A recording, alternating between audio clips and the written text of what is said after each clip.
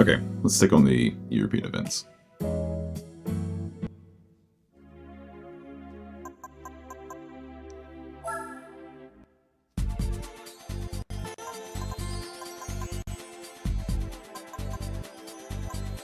It's just the British GT series. Okay.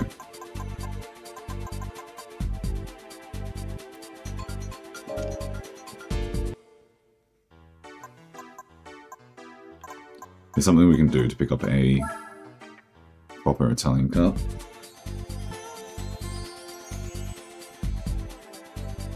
I'm just gotta remember what it is.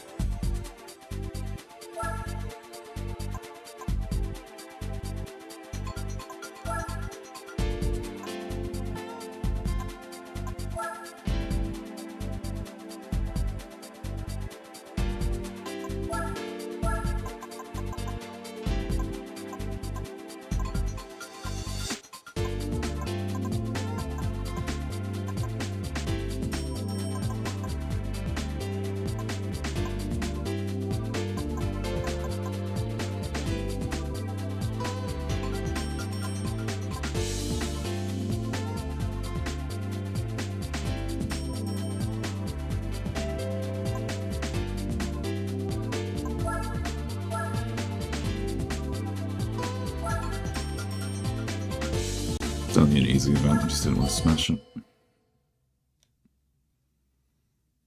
I just wanted to use something that made sense for the event. Just a touch of LARP. Still a 7-point raise.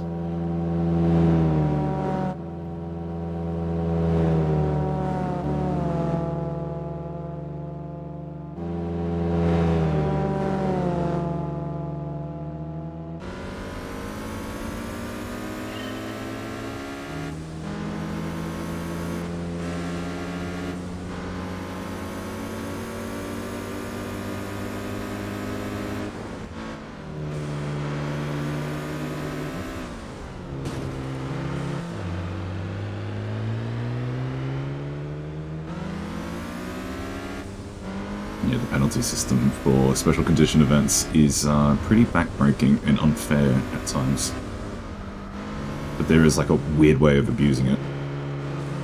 And the AI doesn't actually adhere to it, which is annoying. Fortunately, this track does have a few stretches of road that are easy to use for overtaking. It's just that I'm impatient. Prefer to overtake as soon as possible. Now all we have to do is hold this for another lap and a half.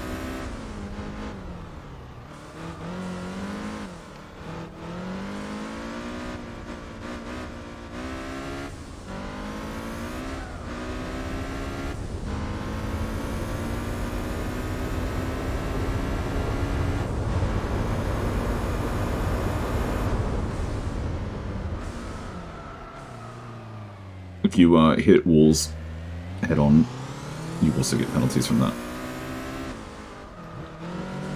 But there are ways of wall riding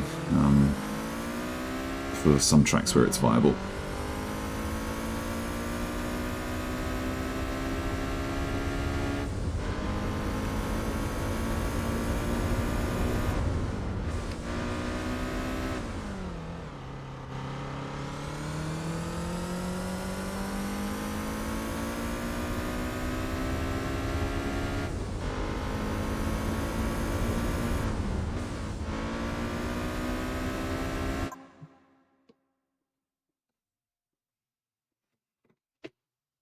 Uh-oh.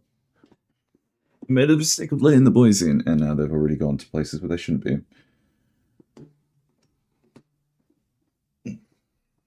Go on the bed, little fella.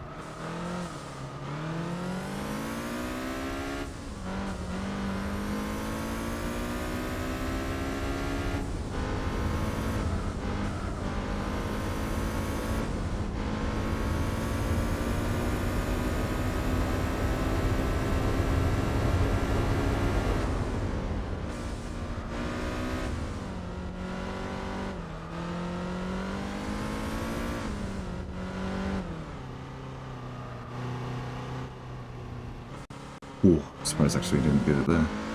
Nudged that in the corner.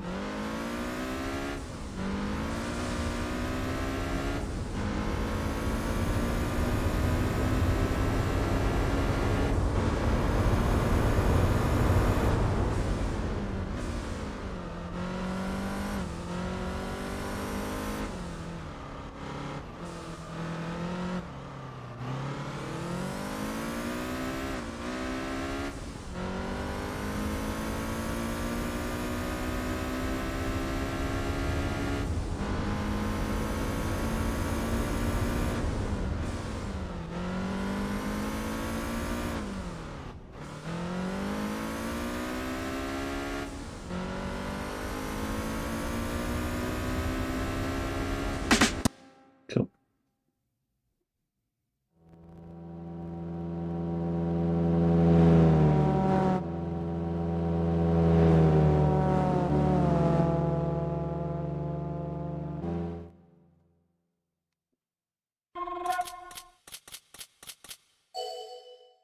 Thank you, Jonah, for the follow on the Twitch.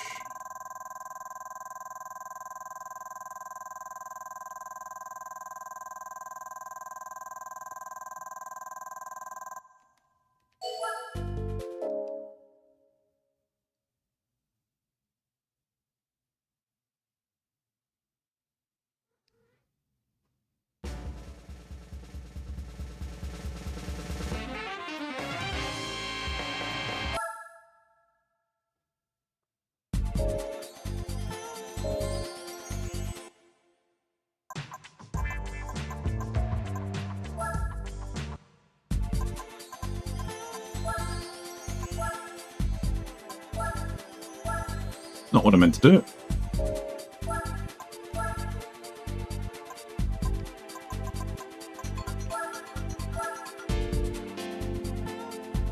Maybe 500 followers. Thank you so much. Hello, Contra.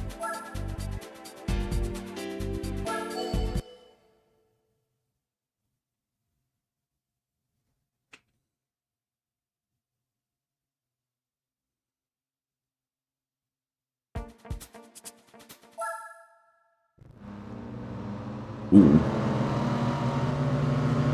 You know what I forgot to do?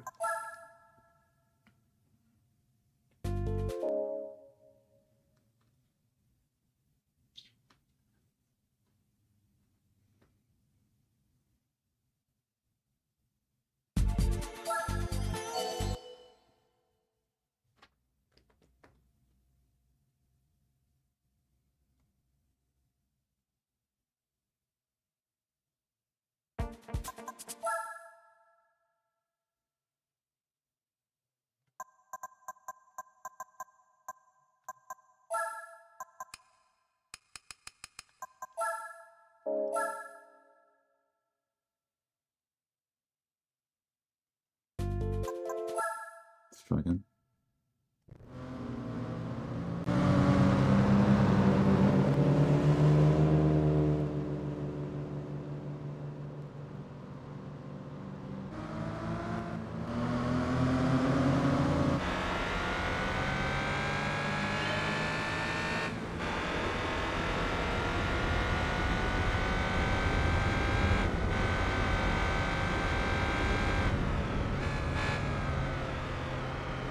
Sounds like a bit of a boat.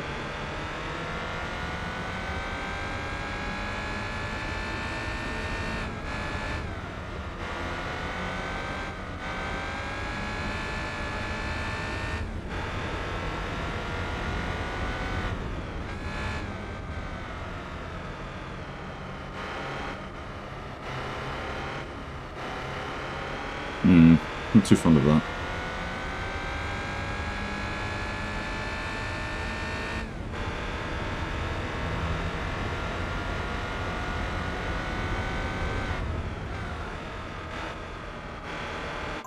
Right, let's come back. Let's let's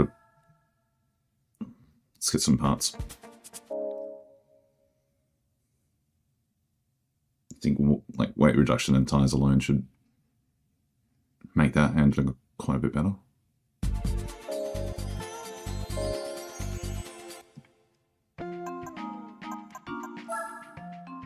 Lancia doesn't have any events, does it? No, it doesn't. Alright.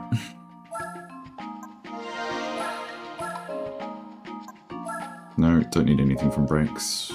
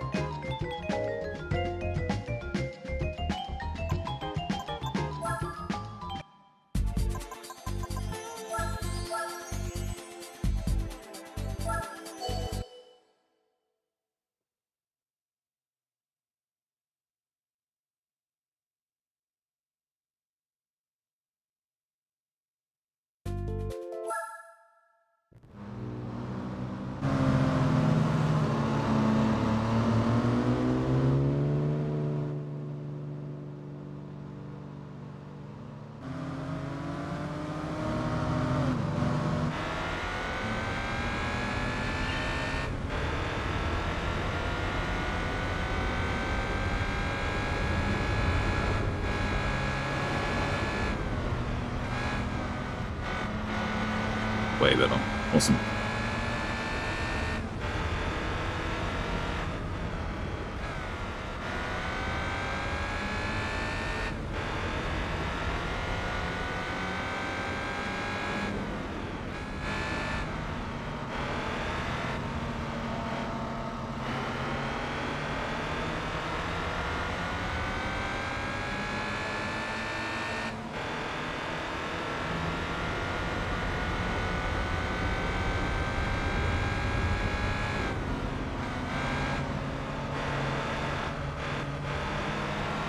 Not quite what I intended, but that's fine.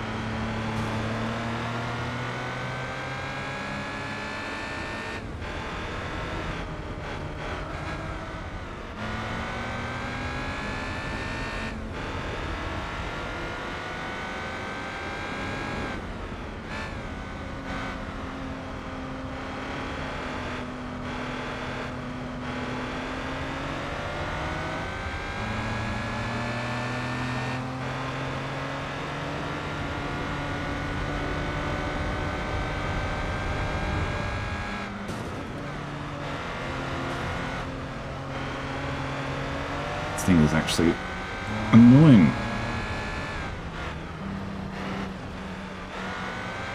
Thank you.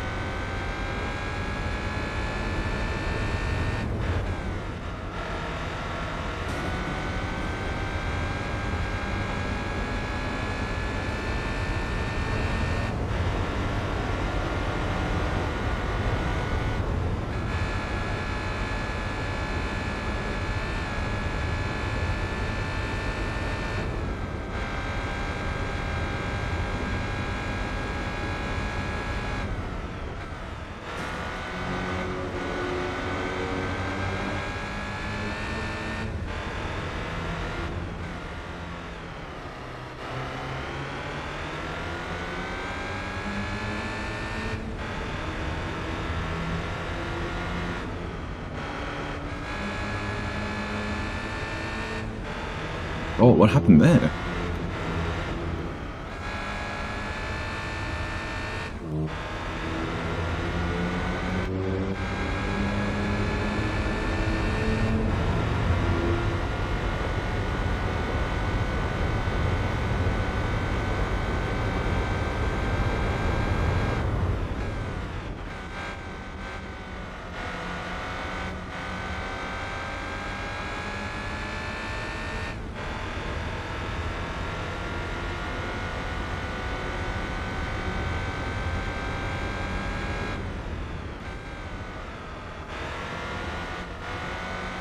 Yeah, they're on some sort of comfort time. Or they're rejecting Italian engineering. Most likely the former.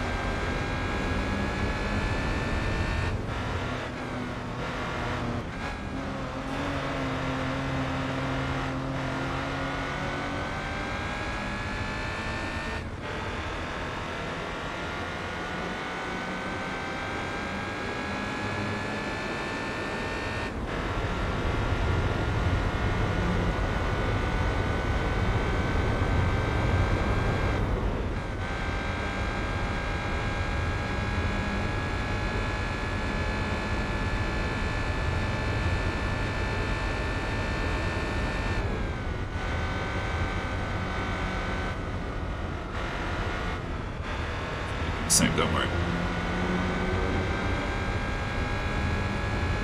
There's still a second in front. It's because all the cars that we're up against right now have better acceleration than us. But no one has good turning except for us, evidently.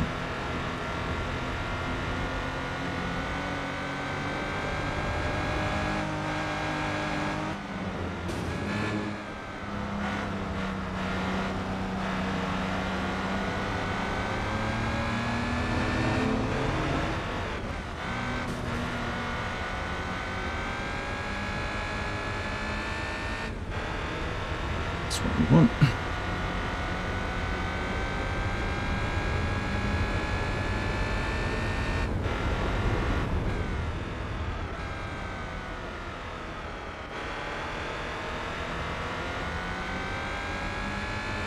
Try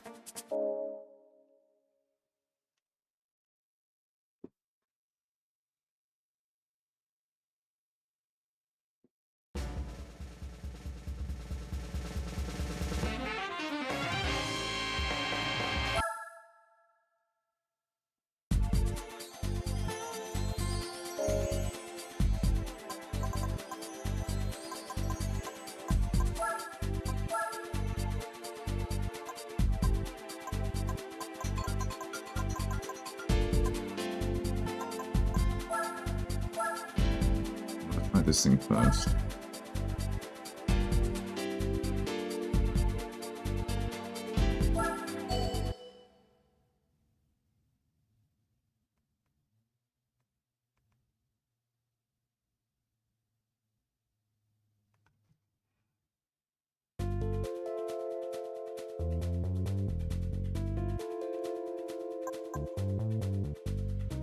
Ooh. XJ220. I don't know about that. That's not gonna work. We're gonna have to abandon that.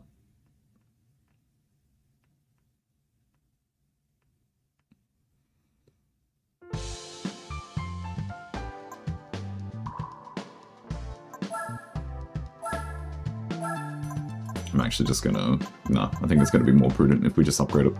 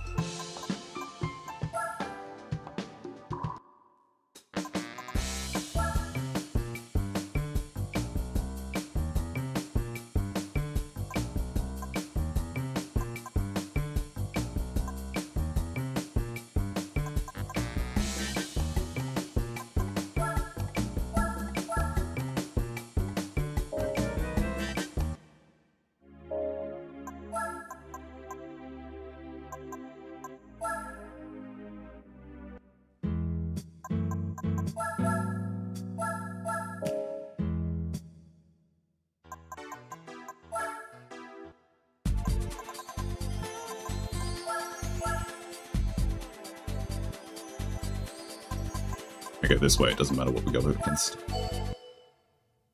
And our payout's still going to be quite good.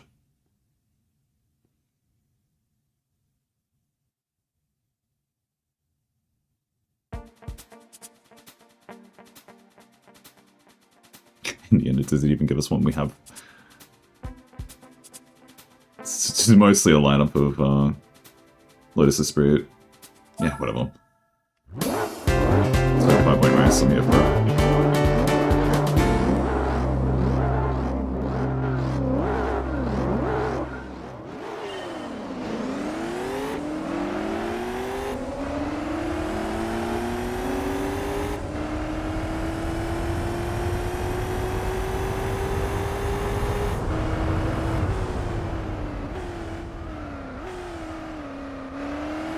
I actually forgot to increase downforce and reduce traction control, but that's okay.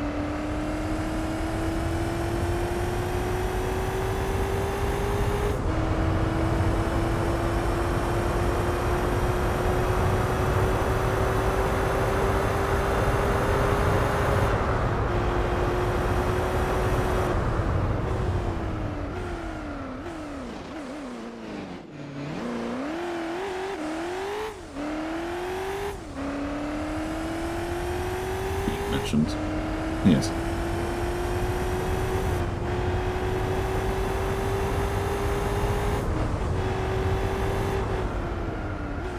Oh yeah, I'm suffering from skill issue.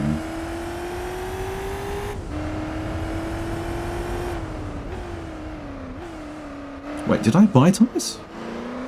No, I did. Because I was wondering if this was all-wheel drive.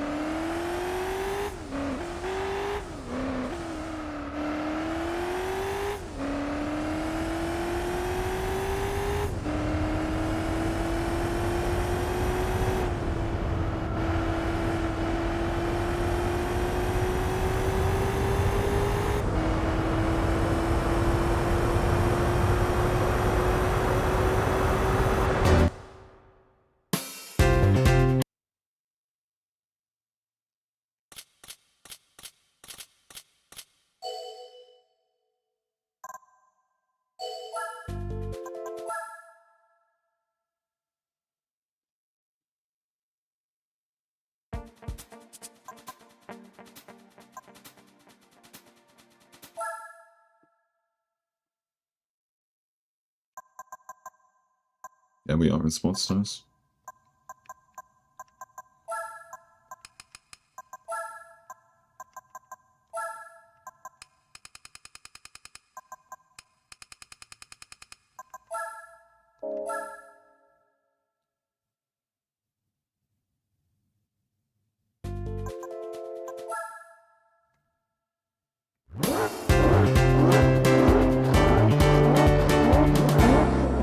Oh, it went from 100 point. It was like it was like 80 or something.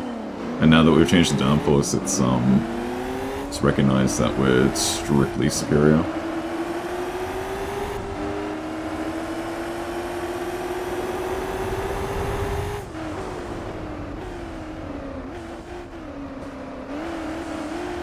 Let's just take our place and here we go. 3 laps.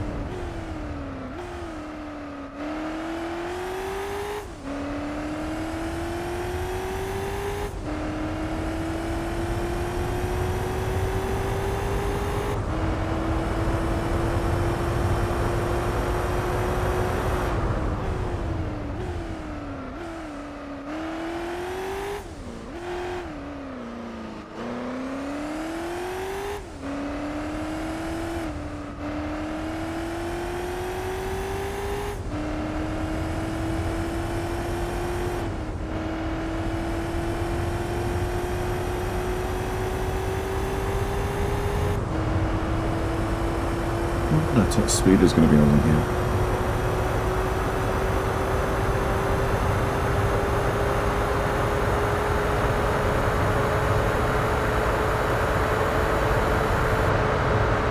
Ooh. Okay, we can reach just up to 280, but then it sends the engine right back down.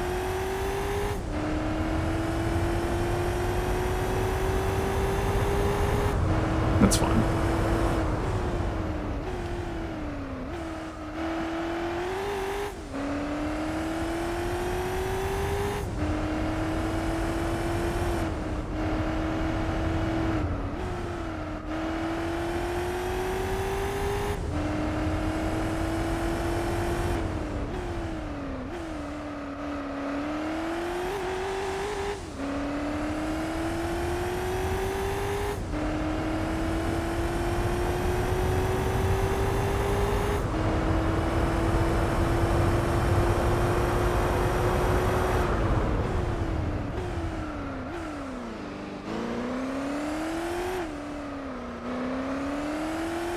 We can afford to brake a little early there.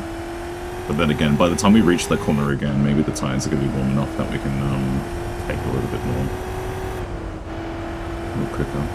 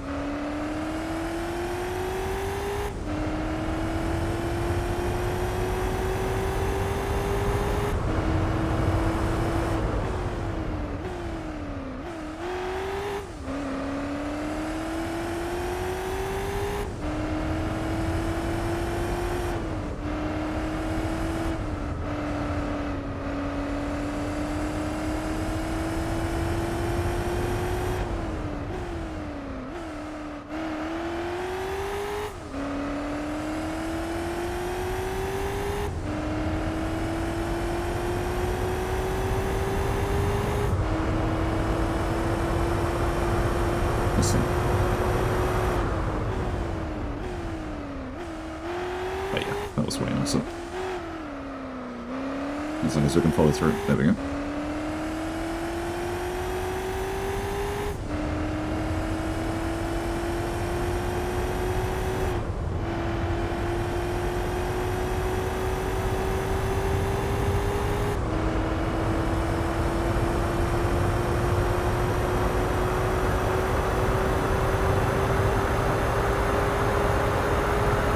Yeah, no, that's totally fair. I've cut it a few times across some of the streams. Which one did I do that thing? I think I did it for Japanese. No, because the Japanese 70s event uses the 80s layout of Fuji, not the 90s layout. It was something that I did where I was like, okay, I didn't want to have to put up against one particular car. But I don't know, like, cutting the chicane is just, you know, it's fun. But also, like, adhering to it can be fun in its own way.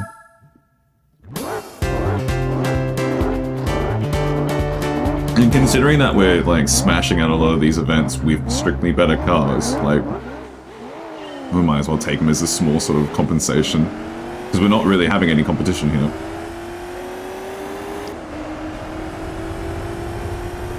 And to be fair, I did tune this up expecting to have to go up against the Jaguar XJ220 again. Or at least something a little faster than other Lotus Esprits.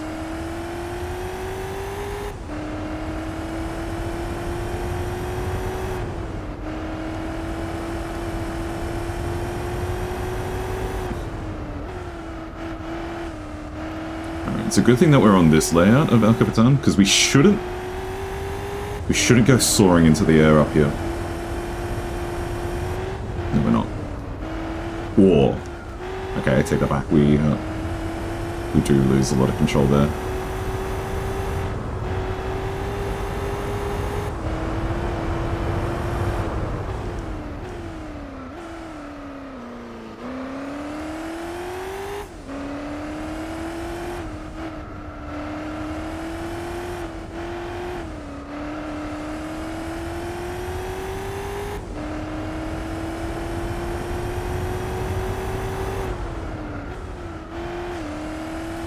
Missed? No.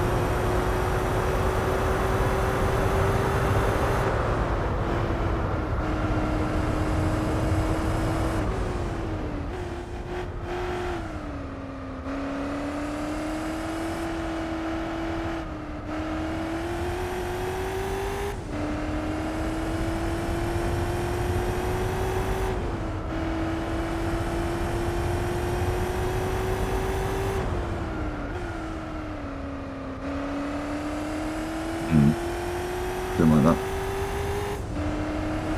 Alright, let's see if warmer tyres is going to help us take this full speed. Oh yeah, that was way better. Way nicer.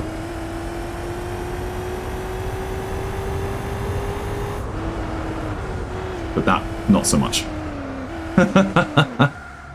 No worries. That was too quick.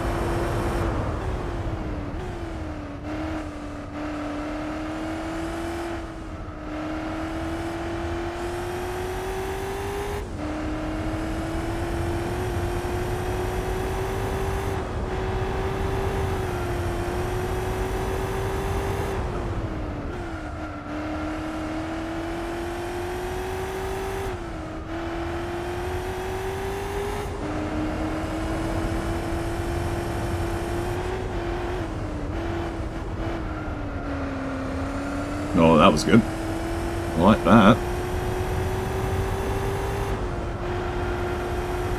That was better too.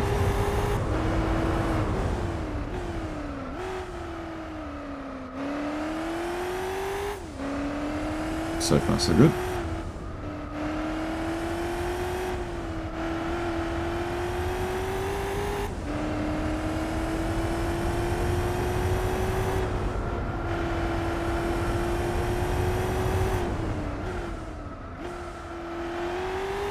Feels like it's a bit more slippery rather than a little bit more grippy,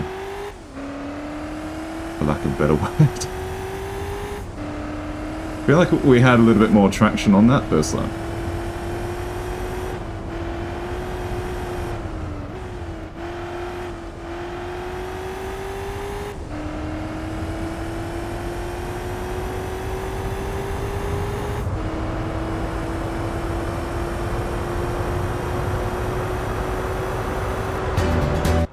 Very nice.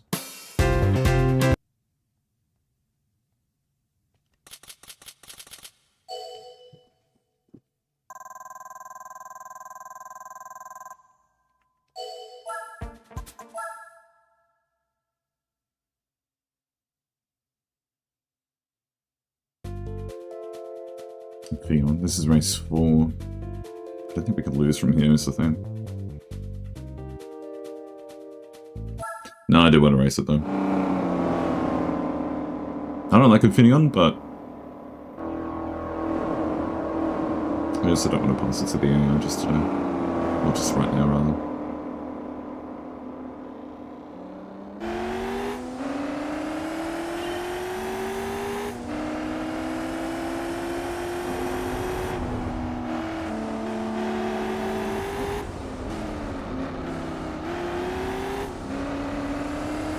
Take that TV out. And this is the parade of Esprit.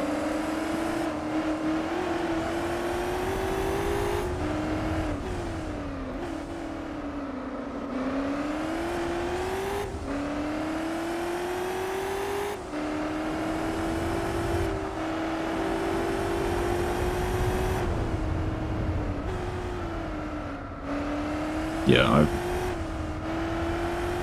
can't say that Infineon's a course that I'm super familiar with, because it's not in Gran Turismo 5, and that's where I've spent most of my hours as far as Gran Turismo games go.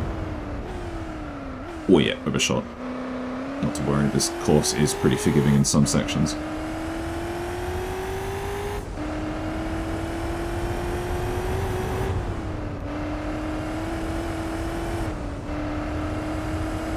I can't remember if this ever got added back into GT6, because GT6 had a pretty expansive list of tracks and cars. I don't know if Infineon ever made a return. Okay, that was too slow. Not to worry.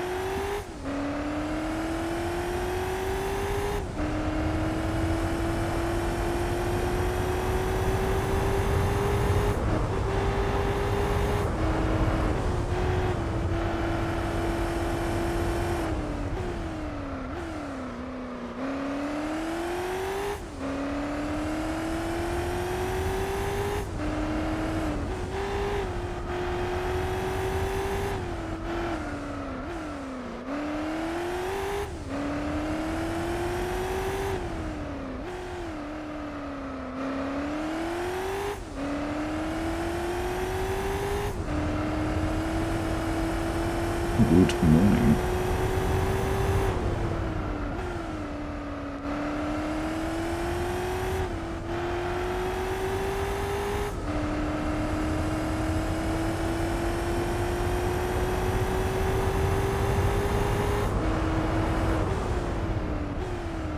Oh, I'm going to overshoot it again? That's fantastic.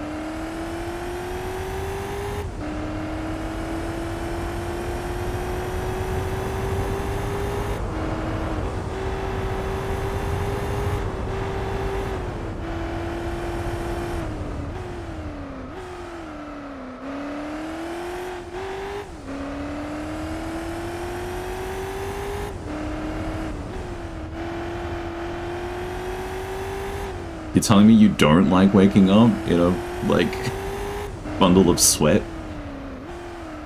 You don't like having your bed sheets cling to you awkwardly? Because you're super wet?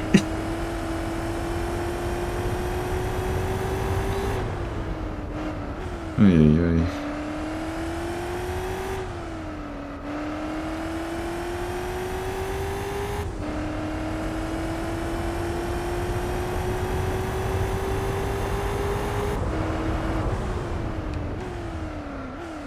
Okay, this time I didn't overshoot, but I don't know if that was, don't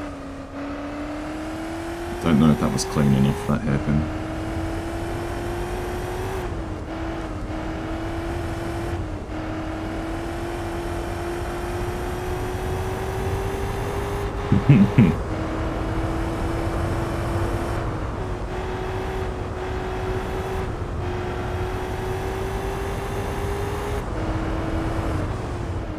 I think I've been on the... No, I have been on the record of saying that that I enjoy the feeling of being sweaty. But the thing is when it comes to, like, being sweaty and, like, marinating in your sweat while also in bed, is that it just feels bad because, you know, you have to clean the sheets. Like, you're put on the spot to be like, oh, great, I can't, like, leave them be now. The sheets are all damp from your sweat, so you have to, like, clean your bed sheets as soon as possible.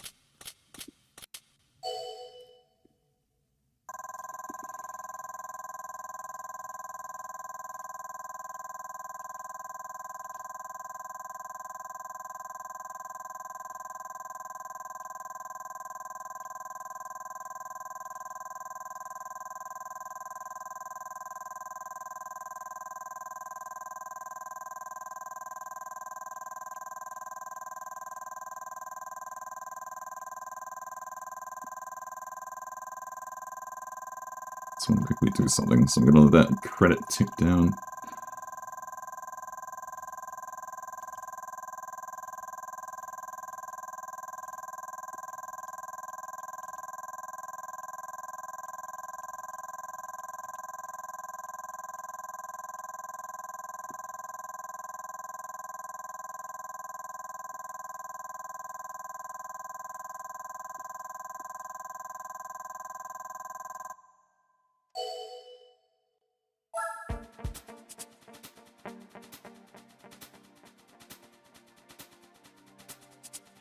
Last race.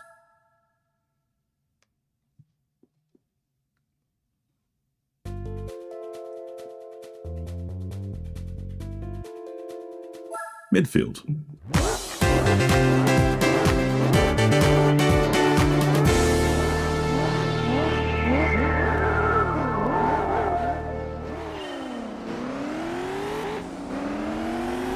What was that? A little bit of wheel spin, I see.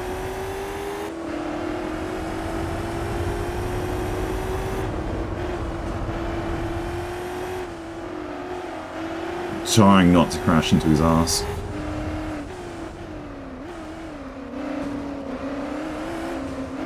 Like that. Although those are a bit more like love taps, so it's acceptable.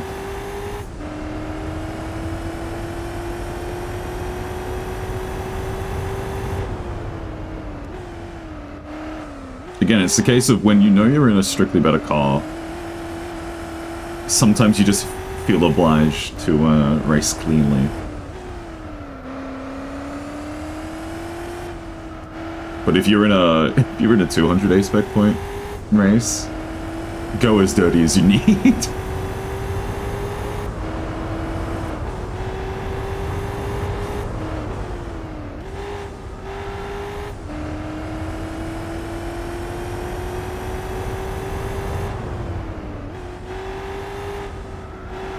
Ooh, no. Too fast. Not to worry.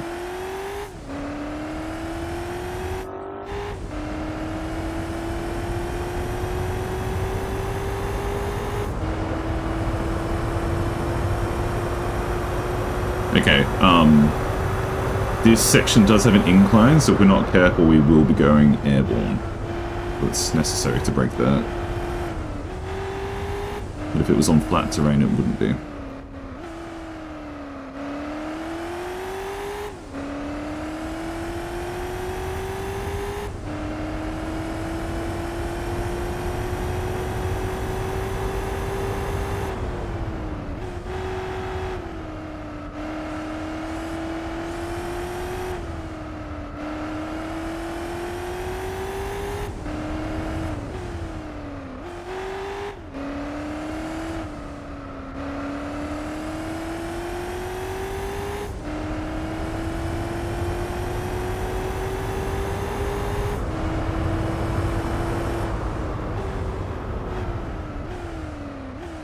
Oh, we did not like that at all. Okay.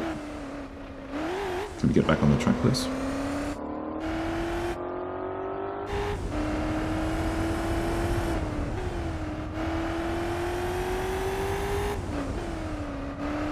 Midfield's another one of those tracks that I actually have not too much experience in.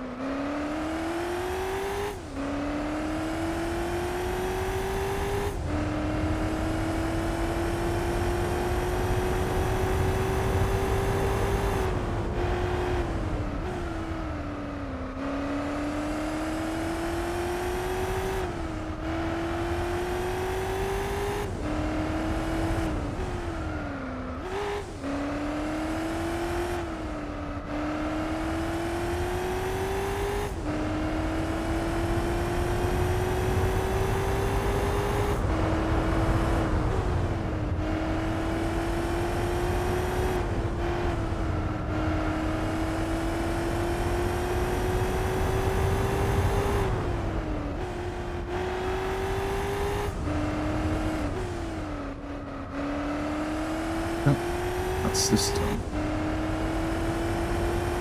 Next event is going to be the Pan-European event, which will take our trustworthy Mercedes-Benz into.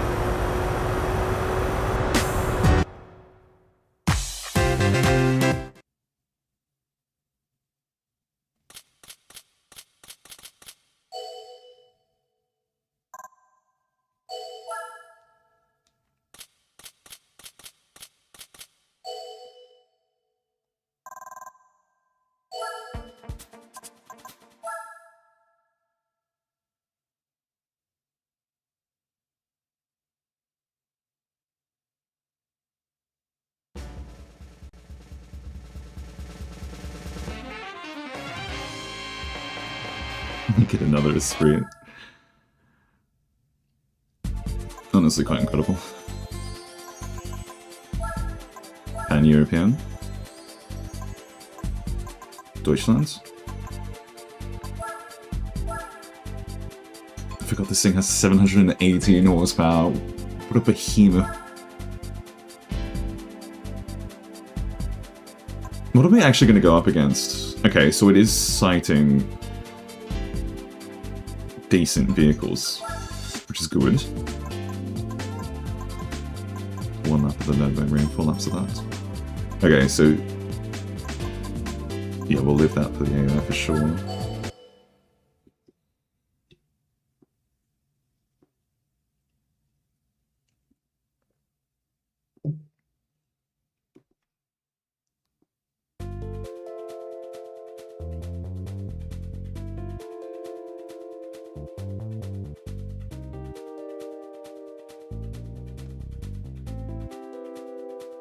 Pagani, TVR. Yeah.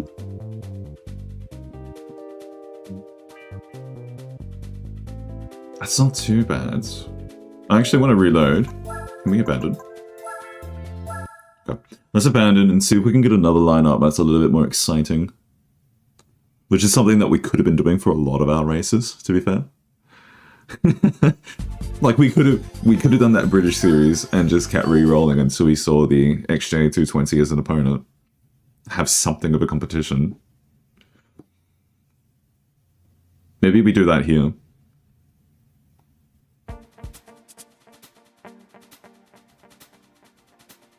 Oh, motorsport at least. That thing's kind of cute. And the TVR. We keep saying that, Audi. Excuse me. That was a good sneeze, though. It's that sensation of satisfaction you get when you have a really good sneeze.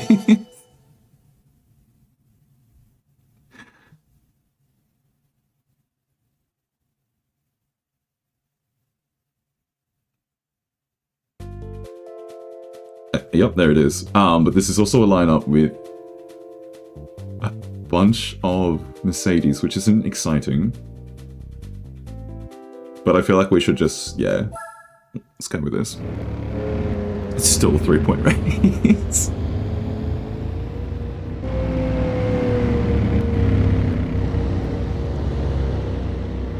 Oh, this is actually just German and British cars. Fancy that.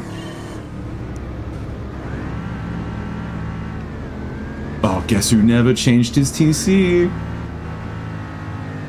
So we're wheel spinning.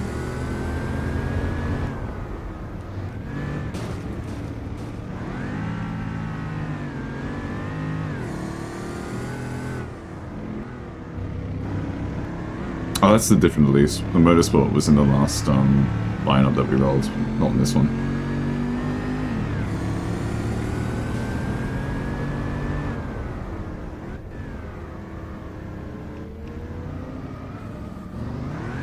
Unfortunately, this is the layout of Paris where the AI really does just slow down for no reason.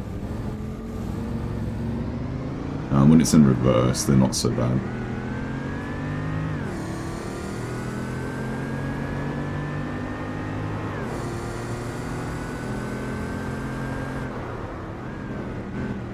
Watch how slow they go. Yeah, like that. Look how slow that Elise is. By the way, that was the Elise that we were in just last race.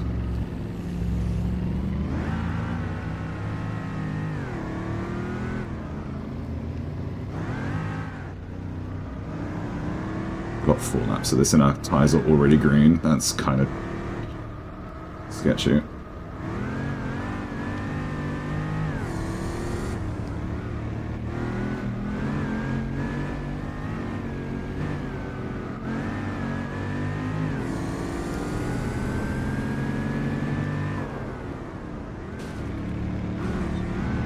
Excuse me.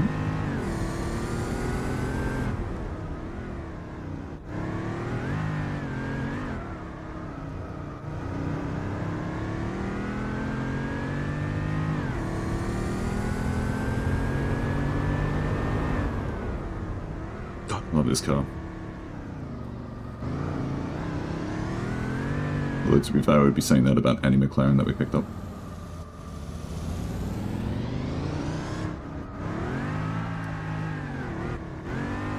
I mean, not McLaren, any Mercedes-Benz AMG. Actually, this isn't even an AMG version, but you know, considering how we tuned it, it basically qualifies.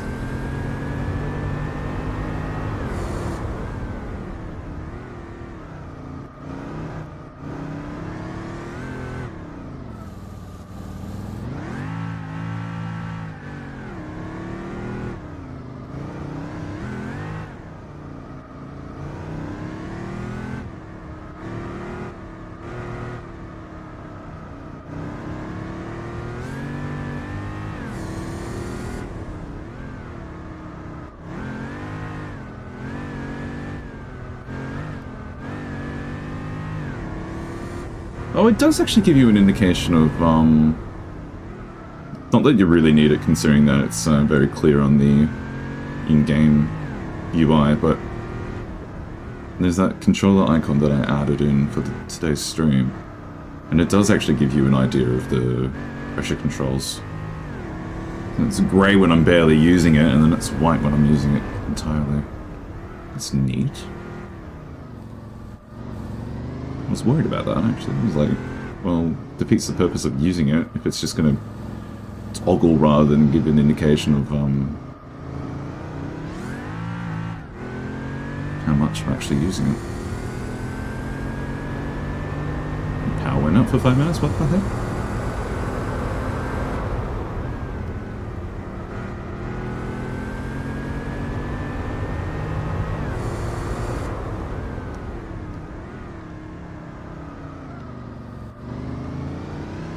Too many ACs on? That's actually amazing.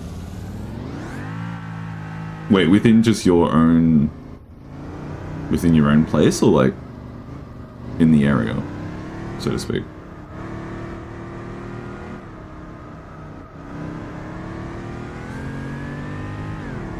Yeah. That's amazing.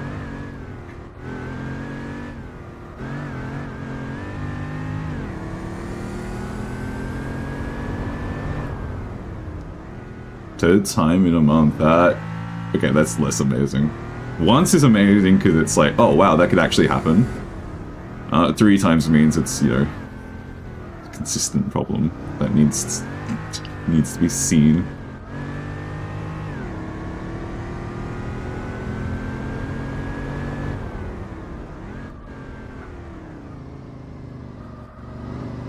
Actually, if I go to tuning options after this race and see that we do have TCS 1 on, and we're still spinning here, then I know for a fact it's because France is a cursed track.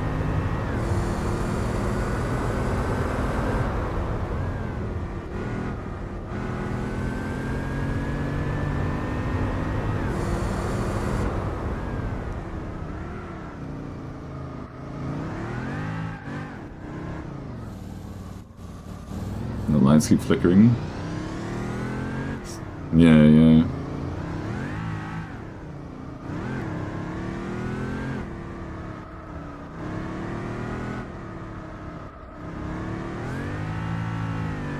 How humid does it get there? I actually have no idea the humidity in Europe.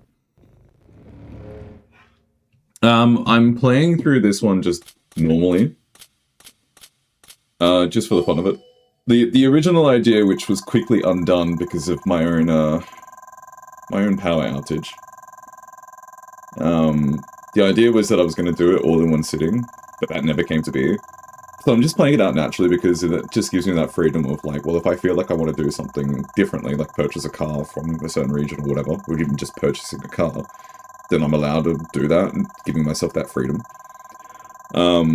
What I'm going to do is, eventually, definitely not tonight, but I'll wrap up this playthrough once we finish the GG World Championship, and then I'll come back to it again, and I'll do, like, either European cars only, or Japanese cars only. I think the Japanese cars only one is a little bit more interesting, because it's possible to do every event in the game with every main event from the beginner and professional series with Japanese cars.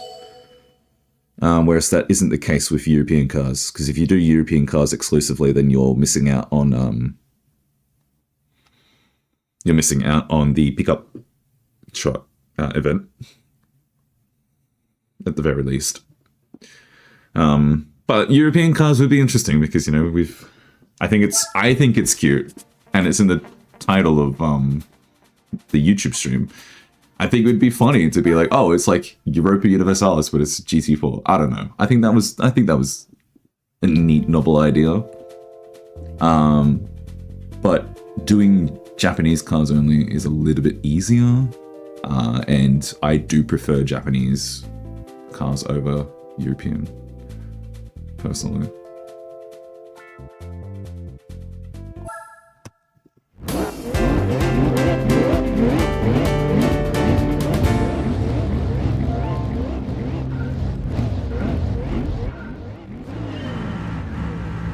Never did. Guess we never checked to see if traction control was on. It's definitely not on because our indicator for it isn't flashing. Not that you can see it because it's cut off by chat.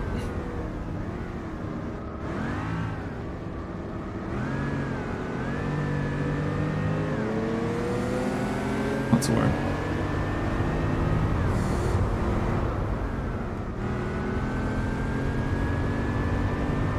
The first time I streamed TC4 on the channel, I did it as a randomizer stream, but then we got massively trolled because we got the German patent wagon from, what is it, 1895 or something crazy. We got that as one of our first cars from the license test, and then we had to really like suffer through to get silver. And then the follow-up car that we got was also kind of just bad. It was a cursed seed. Or randomizer.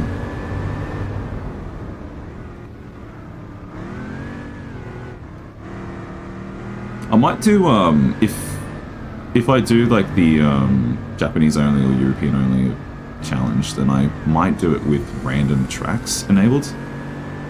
The only downside of random tracks, at least for this version of Spec II that I'm using, is that you are obliged to turn off the random tracks feature when you're doing championship races, which there's a fair amount of.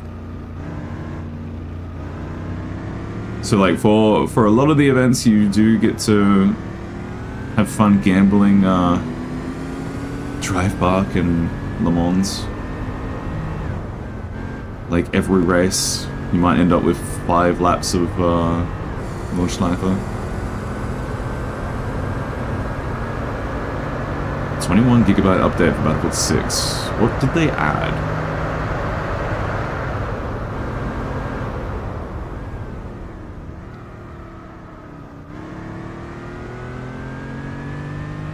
Who knows? Well, for 21 gigabytes, you would assume it would be something important. Then again, Western Dev.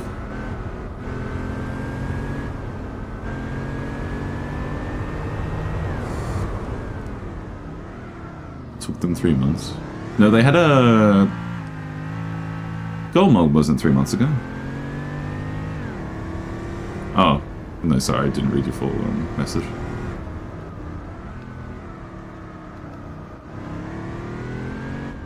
Oh, yeah, all the yellow dots. Finally, that drives me insane.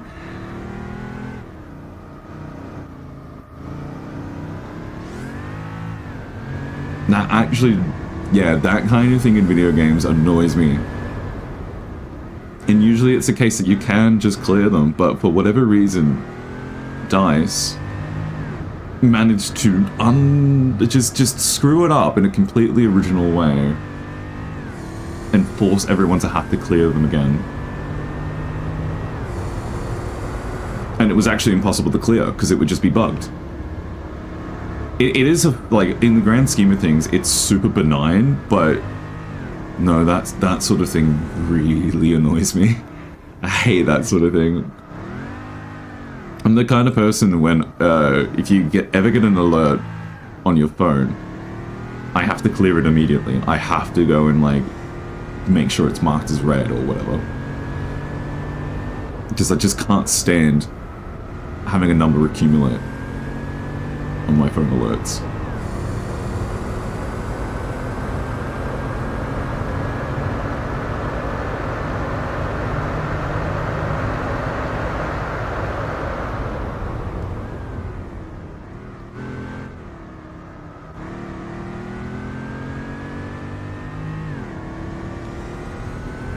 Oh, I've never noticed them. I've never used... Actually, no, I have used, like, the...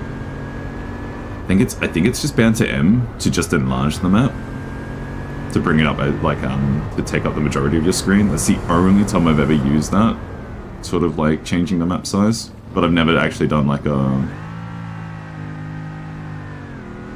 any other version of that.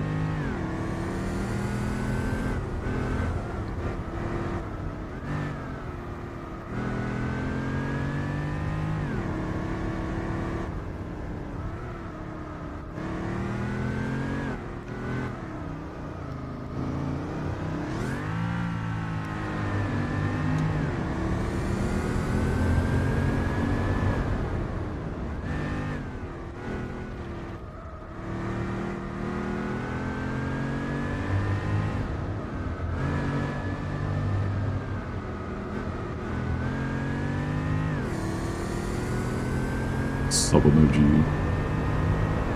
Smudge.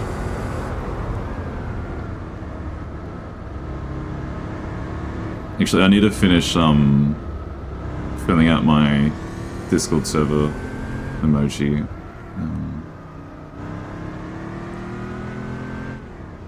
What do you even call it? The amount of emojis that I can have on my server. I need to fill it out with some classics.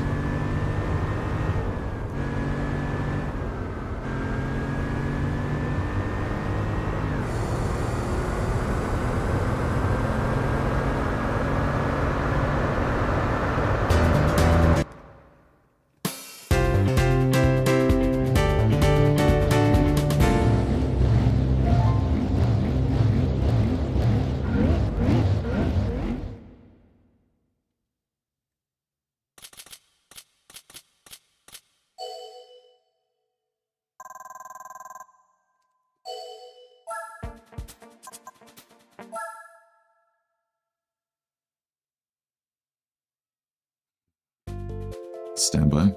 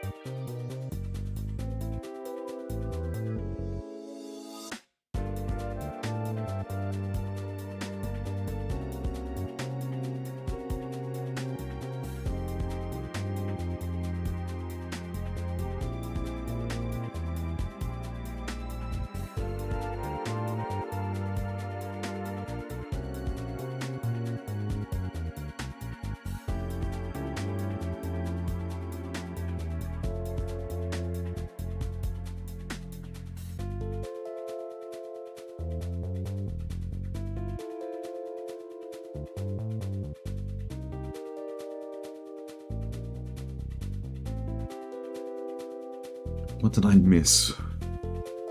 Fallouts of Deep Forest. We gotta make sure we change traction control.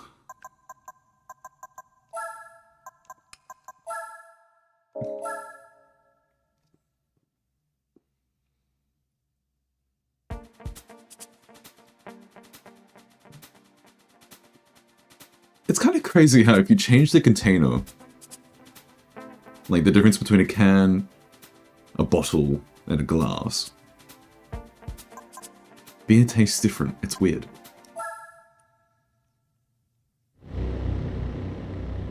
So like it's not quite just the mouth feeling either. some sort of placebo effect for the taste itself. Well, what? How else? Tea in a glass. This is true. Versus ceramic versus... I don't know what other kind of cups, but yeah, you're right, actually. You are completely right. It's weird how that works. And I think that just applies, that's just applicable to a lot of liquids.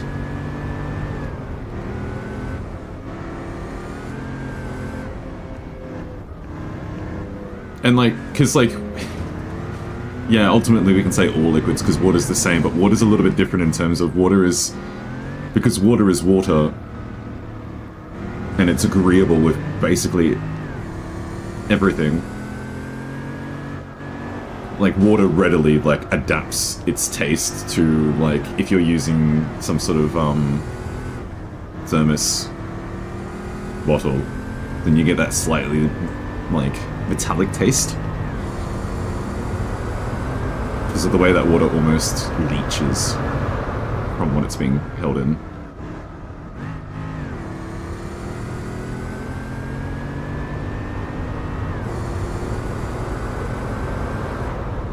I mean, it literally leaches it because water in plastic bottles has an expiry date because of by that date is when the plastic does just straight up leach into water. I'm pretty sure is why bottled water has expiry dates. Because otherwise water wouldn't be something that you would assume would spoil.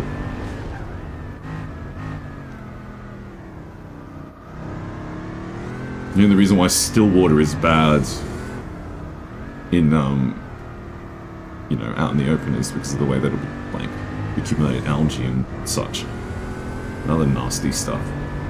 But, like, you wouldn't think that water kept in a container, kept in a fridge, would actually spoil. But yeah, no, it's... the plastic gets broken down.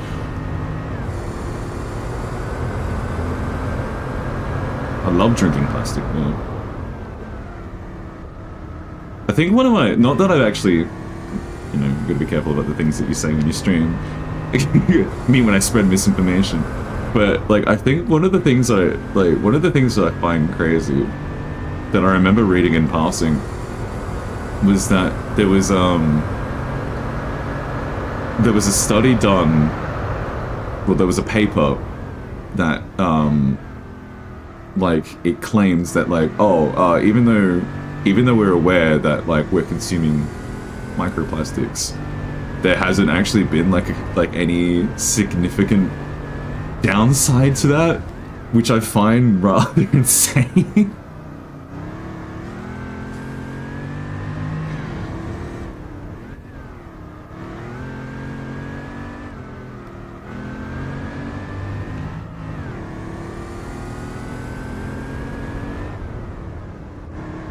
Like, oh yeah, no, the average human has like a, like, such and such amount of microplastics in their system, but there's no noticeable health concerns or health risks increased from that alone, or something insane like that. I have no idea how true it is, but like I remember reading it and I'm like, okay. It's weird.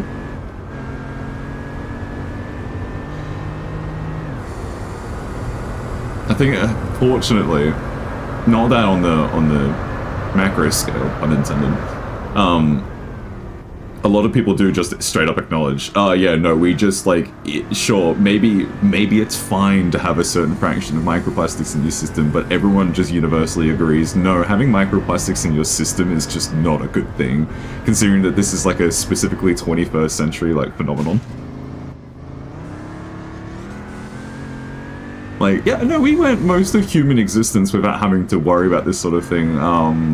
It's not good that we have microplastics floating around inside us. But the problem being is everyone acknowledges that, but then we don't actually do anything about it in terms of landfills and recycling and such. It's like, this is bad, but then we're still going to complain about paper straws, which, you know, granted, paper straws kind of crap, but like, come on, you're saying that you don't want microplastics in your system, but you're also hating on the plastics, you're hating on the paper straws and want the plastic straws back.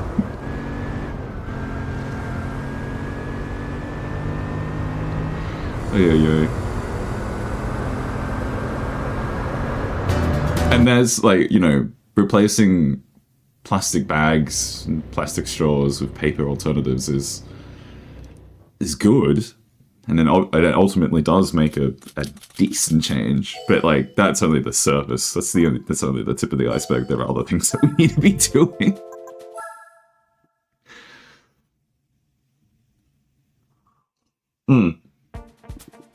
Well, at this point, for sure. Yeah, no, people are definitely being born with plastics in them. Do I want to do this? Do I want to give it to the AI? Do I do a qualifying lab and then just let the AI do? Because doing a qualifying means I need to do it at least. I need to do 2 laps myself rather than 4. But then I can give it to the AI to do the other 2. And while I'm doing the qualifying, then I don't actually need to worry about overtaking anyone.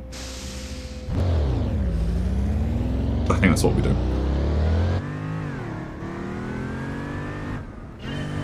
Yeah, we're like the whole meme about like excuse me, beer's backfiring. The whole meme about, you know, the more contemporary generations being, you know, skibbity riz and all that sort of stuff. It's like, yeah, okay, that's funny and all, but like, oh my god, the way that kids are being raised on electronics and have plastics in their system, it's like, this was guaranteed. Okay, this lap doesn't count for anything, for the record.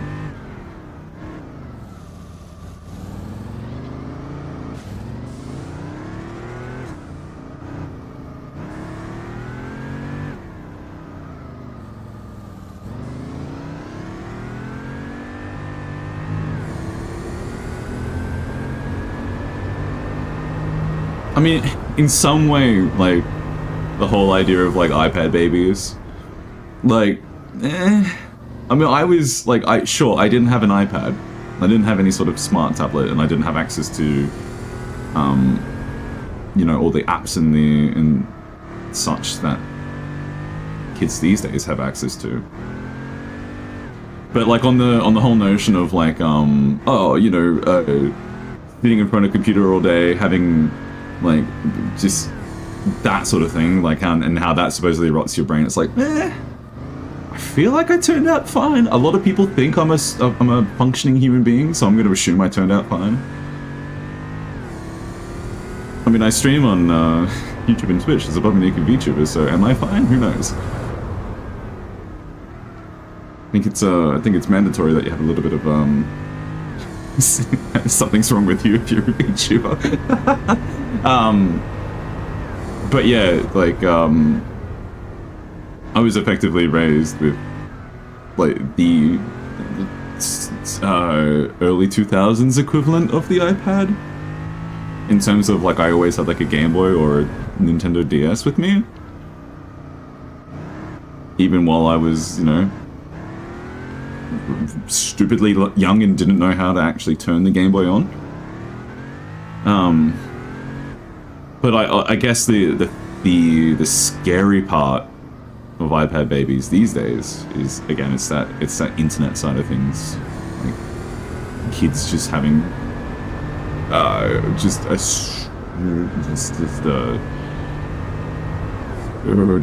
a terrible access to all the slop online, and the fact that you know, using the word slop, everything is sloppy. It's at the sloppiest it's ever been, with AI generated content, and, you know, content deliberately created to exploit. This is our qualifying lab, I just realized. Like content deliberately engineered to exploit like YouTube Kids and such. It's like, yeah, Maybe don't let your 6-year-old happen like that. Or younger in some cases. It's actually shocking.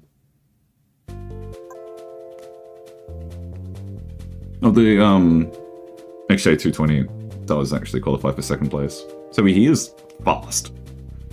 Faster than the SLR McLaren. But we're gonna give it to B-Spec.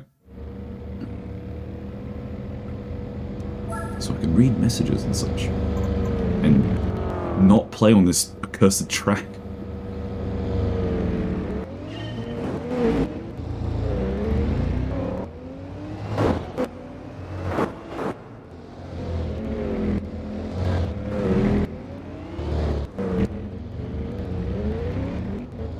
If we actually get overtaken by this Jaguar, I'm gonna be so mad. Oh no, the Mercedes actually, Did he not get a qualifying lap?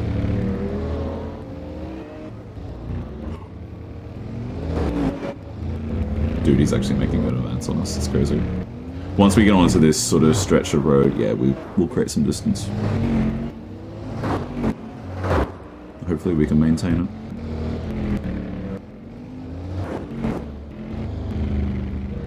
Because our B-Spec driver is still doesn't have, yeah, damn.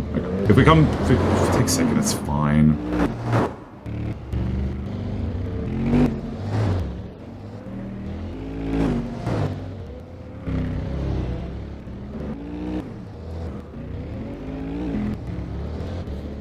Yeah, please. I need a Stein glass. I need a big glass.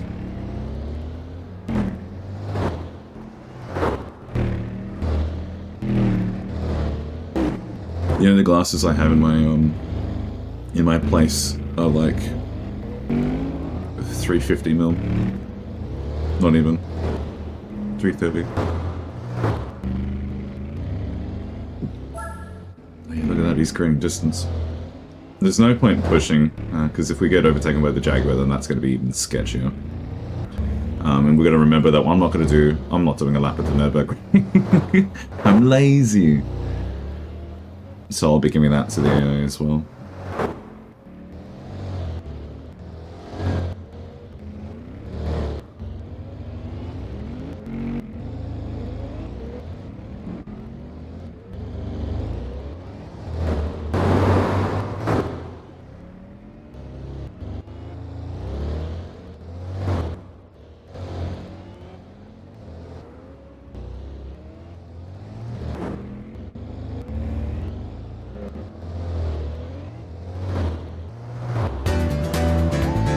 I could put my music playlist on the stream without worrying about copyright.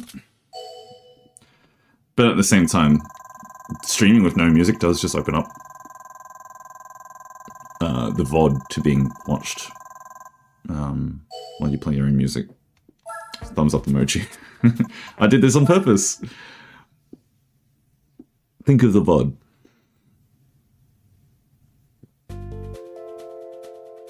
Oh, we're already here. Okay, straight into B-Spec.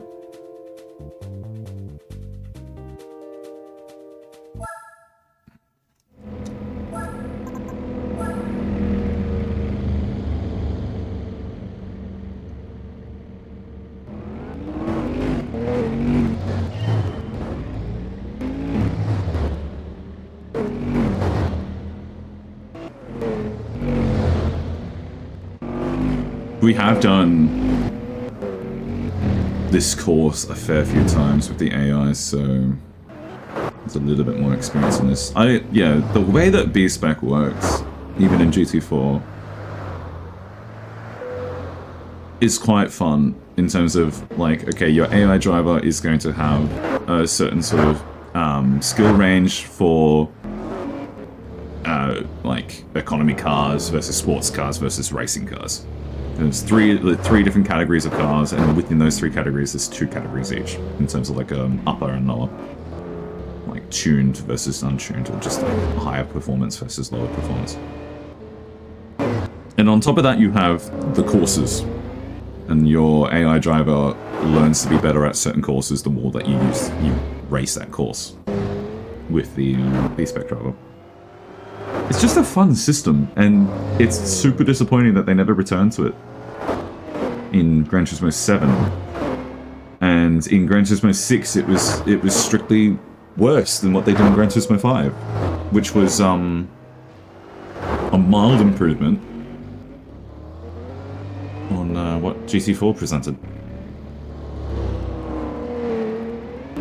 Oh yeah, that SLR is going to just disappear, apparently. Although, then again, we're making an advance.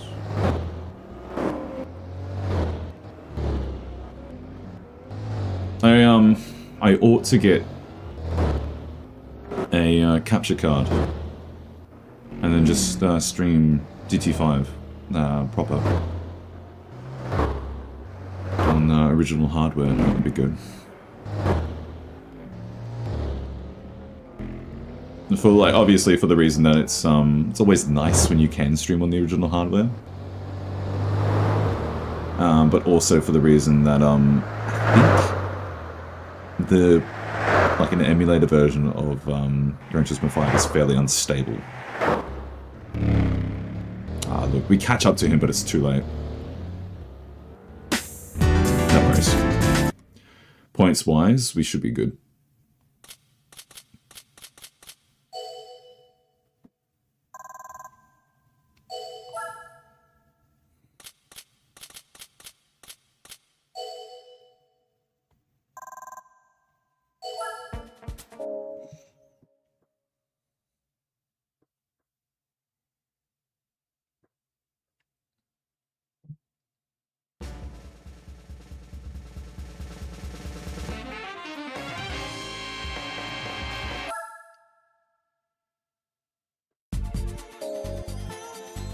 Alright, let's take a look and see which touring car we want to take with us. Germany? Which land? Sort by power? It's got 600 horsepower.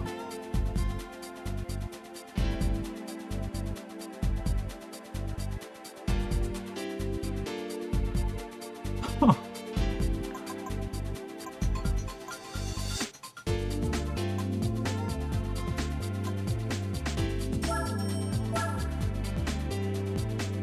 Oh, it's not valid for this one. Oh, that's a shame.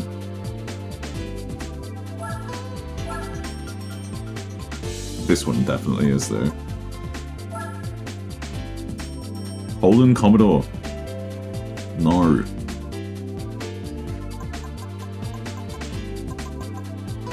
Six laps of Paris.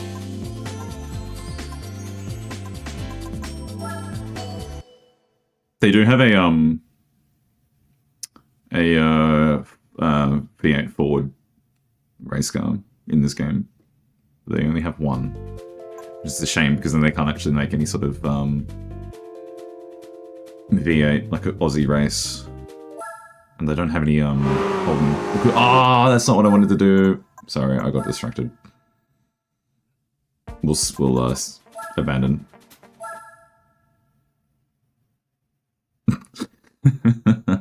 Damn it.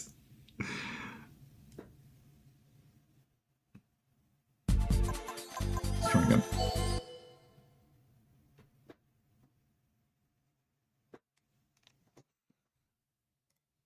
What have we got?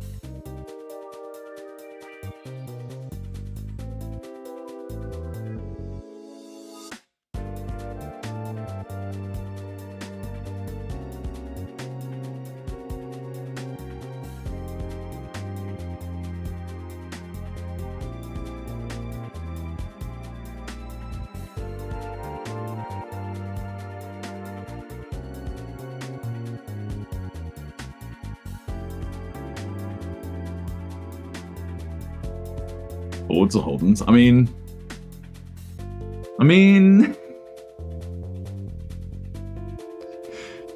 Gun to my head and I have to pick one.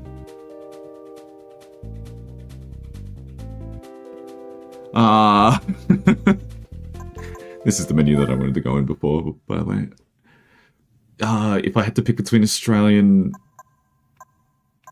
Ford and Holden, I think it's... Oh, TCS is already turned off. I think I pick Ford only because my family used to have a Ford Falcon. Falcon? Yeah. Yeah, it was a Falcon, that's it. We used to have one of those. It was a good car. Until we got crashed into. That was fun. No, I wasn't actually in the car, but hearing about the news, it's like, oh yeah, by the way, Dad got in a car accident. And it's like, what? And it was because some idiot on the roundabout didn't actually see them already on the roundabout and decided to, you know, go into it. Mad Max cars? Sure. Dude, I'm actually a fraud when it comes to Australian automotive stuff. I'm such a fraud. I have seen the original Mad Max with Mel Gibson, but that's so much different from it's so different from the Mad Max that people think of. And I remember in that there was more motorbikes than anything. It was an interesting setting, the original Mad Max, like the first one, in terms of like the way that it was decrepit, but it wasn't the you know, ridiculous car contraptions and desert wasteland. It was just like a declining state.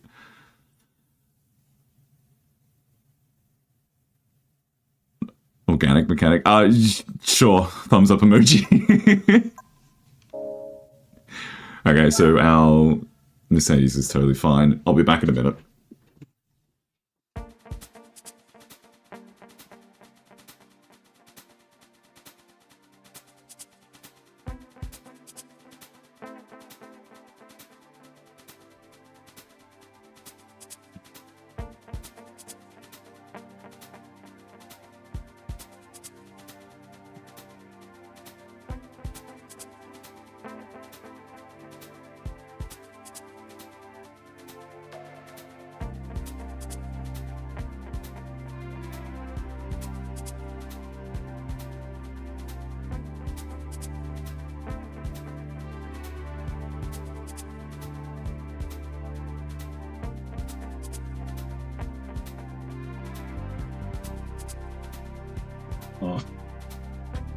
He's out of my room. No.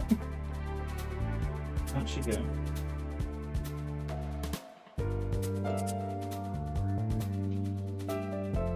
So I had the boys in earlier, my cats, and then they sort of in and out, so I just locked them out. But now they want to come back in. Tangentially related, in a way. I actually don't know what you mean by organic mechanic so much, but sort of related to that, just reminded me of the fact that, like, when it comes to games like Cyberpunk and Deus Ex, that's the one I was originally thinking of. That's the one that I actually played a lot of. I'm usually a purist when it comes to like any sort of like modifications to the human body. I'm just like really weird about that sort of thing, and I don't know why. We'll do some qualifying.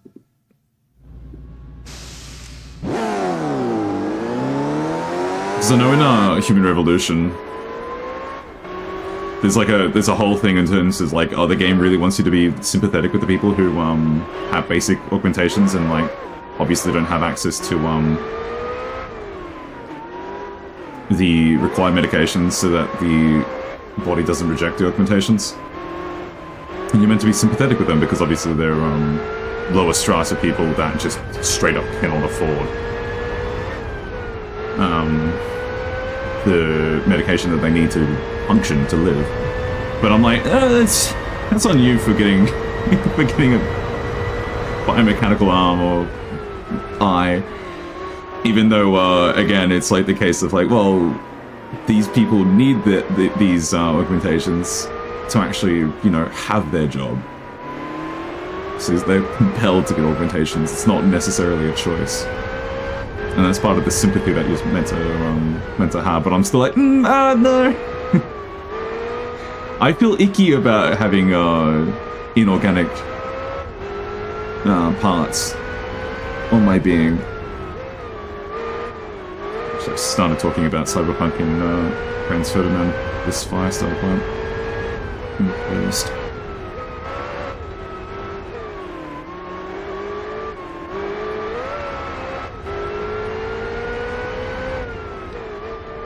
It's like, I'm like, okay, so at the time, because Human Revolution came out in Year of Our Lord 2011 with a bunch of other titles. 2011 was actually huge for gaming. If you look at every game that came out in 2011. And Human Revolution was one of the games that I got for Christmas that year. And I really liked it. I was 12 at the time. So you can do the math and realize how old I am now. And yeah, I wasn't quite old enough to sort of fully piece together all like the sort of ramifications of what the society in Deus Ex is like, you know, how it's dystopian and like why, again, people are compelled to have augmentations. Because otherwise, you know, they don't get hired for their job. Because they're just going to hire someone who does have that computing chip, or whatever the fuck they have. But yeah, I'm like, it's just something that's always stuck with me in terms of like, no, I feel icky about inorganic stuff being on me. Like, that's why I don't have contact lenses. I use like just regular glasses, because the idea of having a glass lens on my eyeball kind of just makes me squirm and cringe. Go to like 1999. Well, the only game that I know that came out in 1999 was Age of Empires 2, and that's the only game that matters. That was the game that I was raised on for the most part. That and Pokemon. Which, you're gonna have to look it up for me. Was Pokemon 99? I feel like it was earlier.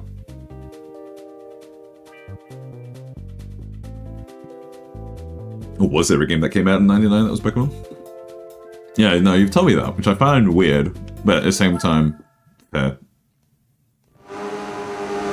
It's a 10-point raise? Are you kidding me? We haven't touched this car. In fact, we didn't touch it. We didn't imply... There could have been downforce that we can apply, but yeah, whatever.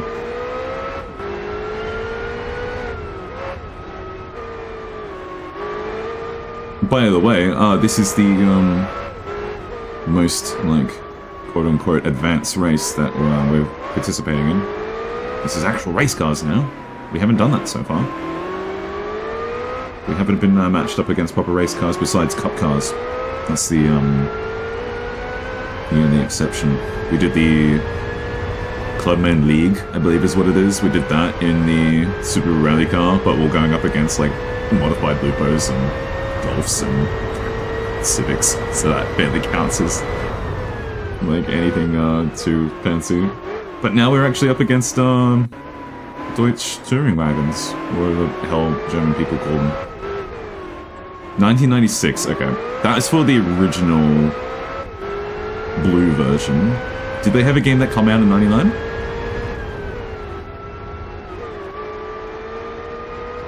Like a Pokemon game in 99? I feel like there might have been one. When was Crystal? That'll help us pinpoint it. Oh, Crystal was probably 2000 and something, now when I think about it.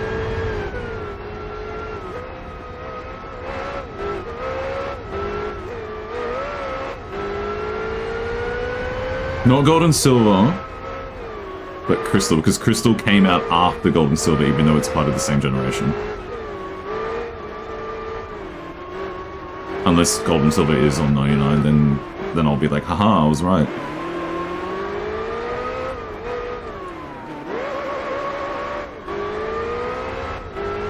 Silent Hill Unreal Tournament, and yeah. Was there anything else in 99? Gold and Silver was on 99 in Japan only. Well, I'll take that as a partial win. It's the second gen came out in 99. I knew there was something that came out in 99. When I said it was the original Pokemon, I was kind of like, ooh. But I was actually, instead of 99, I was thinking it was either 99 or 94. And 96 is right in between that.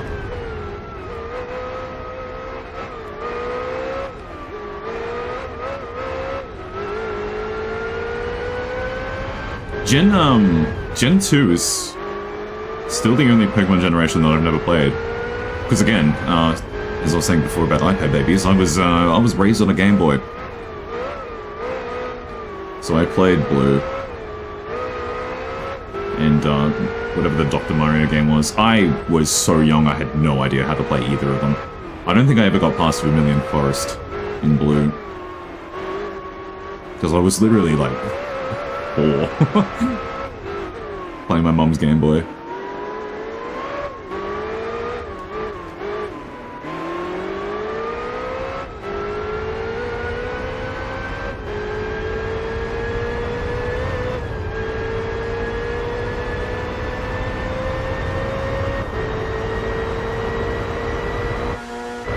Okay, that Audi TT is right behind us.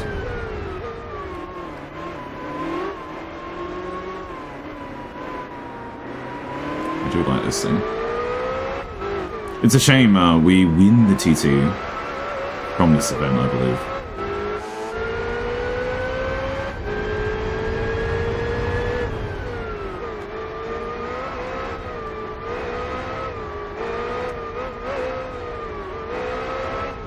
Well, 2011, again, it's a bit mean to say, well, 2011 was still better than 99, because obviously, you know, gaming culture and hardware was nowhere near where it is now, or at the time for, like, between 99 and 2011. But 2011 had,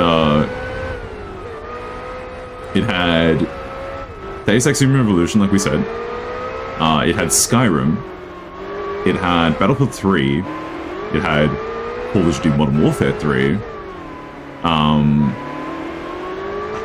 There's like a slew of other games where it's like, oh wow, these are like bangers.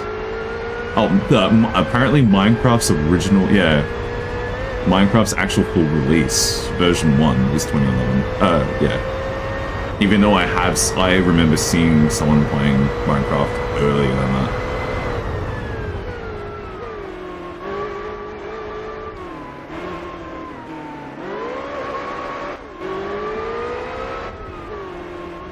Yeah, look up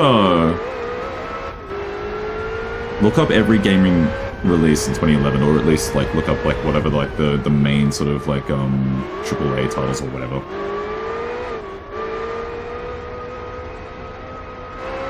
Go through them because there are like a bunch more that I'm missing. 2011 was like crazy. Okay, I'm letting this Audi sneak up on me because I'm texting while driving.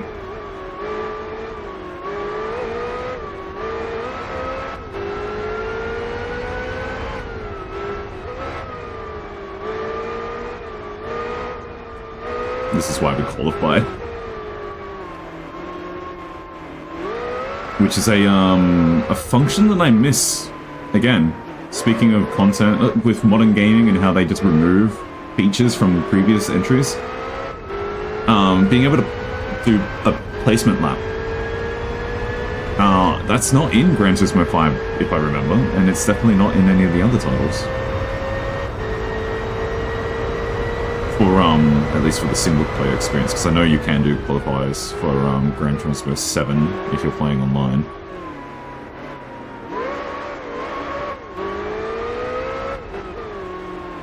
But then again, Gran Turismo 7 is basically only multiplayer because its single-player content is just, it might as well not be. It's hand-holdy, and it's so linear, and it just pales in comparison to what Or is, and yeah. It's upsetting.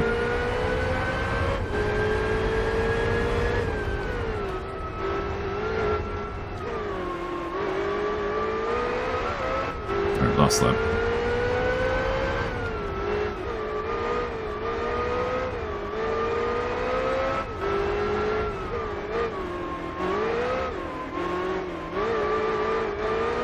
Ooh, almost spun out there, that would have been bad.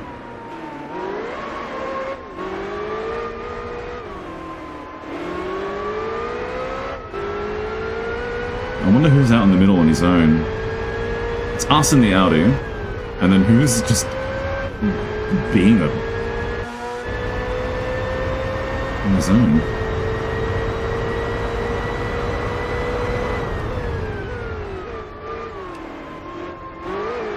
That Audi looked like it actually had a better acceleration than us for a second.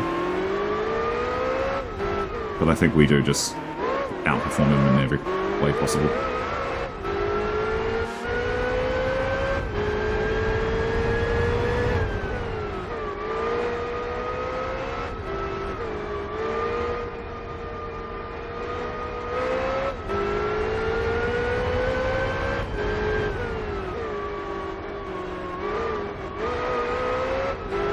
Yeah, okay. We're not exactly being fast, but, okay, and if he pulls a stunt like that, that's gonna suck too. I was gonna say, we had a good defense, but no, 0.1 of a second is really bad. Portal 2, that's right.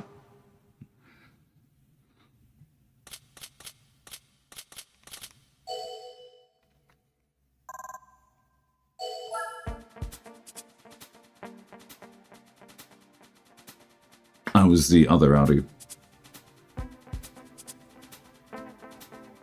Oh, the Mercedes 92. Okay, yeah, no, that thing's bad. That thing is actually really bad.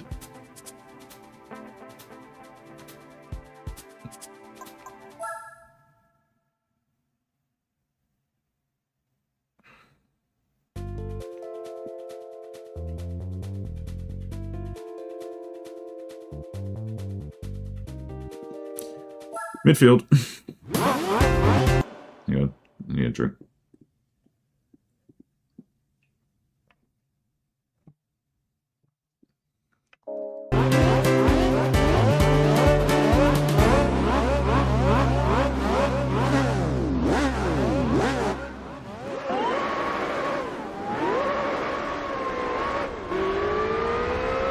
Maybe I should turn TCS on to 1, just so I don't have to deal with wheel spin at the start.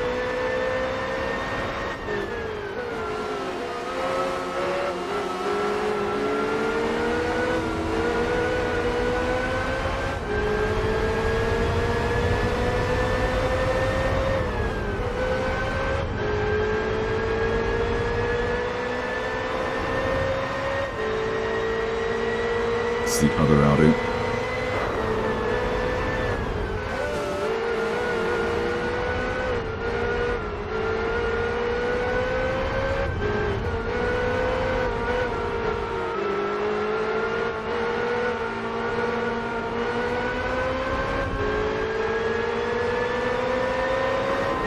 Sand.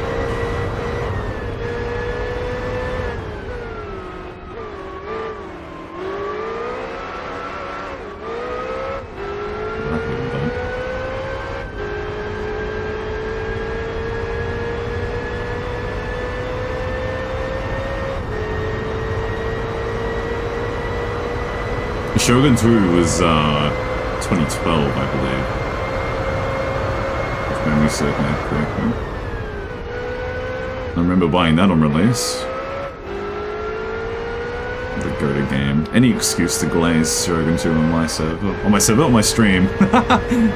Wrong word. Server 2, to be fair. I'll need to make a new invite link for that. And then attach it to my future streams. because the old one would be expired. For sure, why not?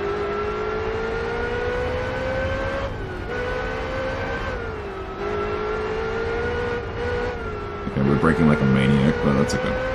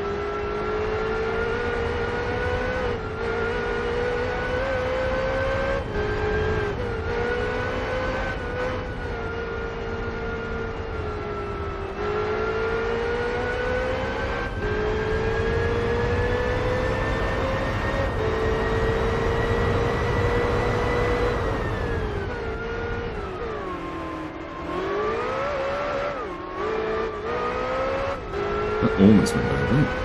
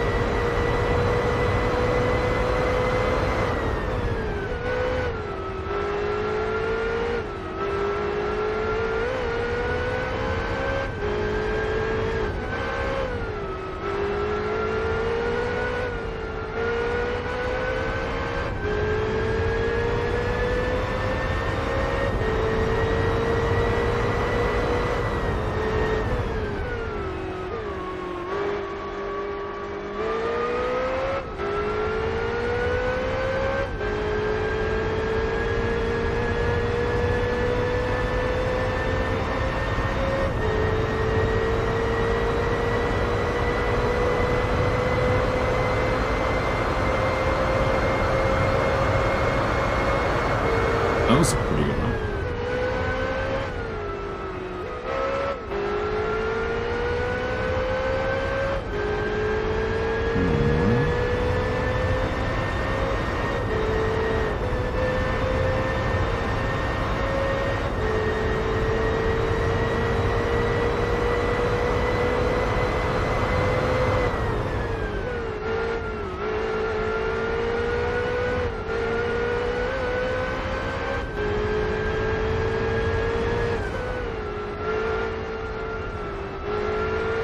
That is what it sounds.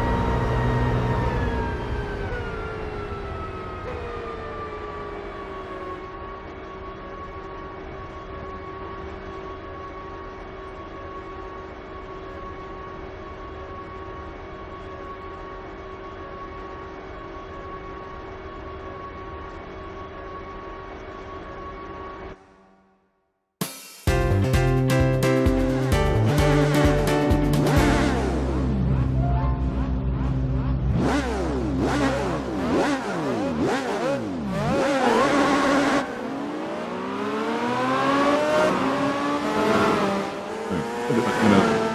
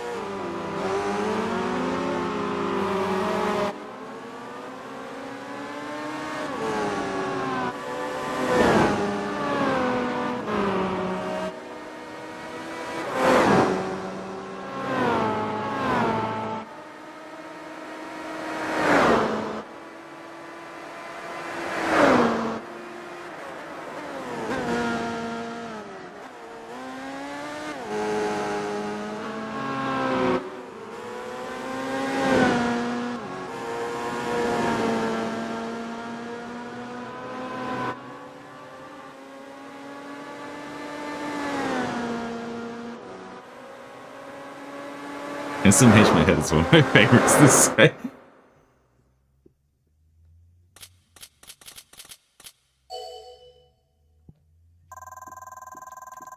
Oh, I think it's so bad when you do it. Like, you use those sorts of terms in real life. Because obviously if you're in the right online space, it's like, you know, it's acceptable to say. But the moment you actually just unironically say it in real life, it's so bad.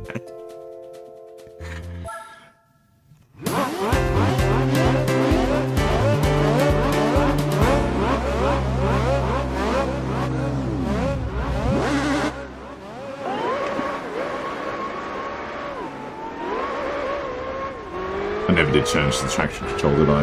I really should put it back on. I'm still assuming.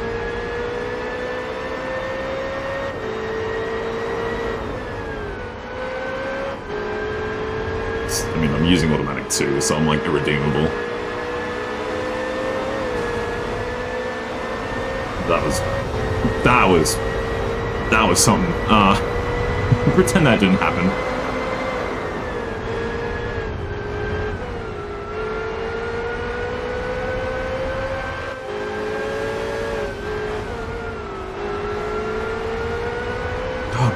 How are we so much faster than these guys?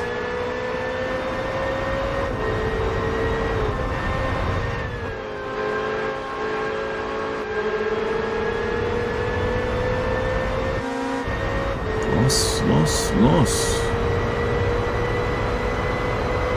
I know such a limited amount of German, and none of it is conversational.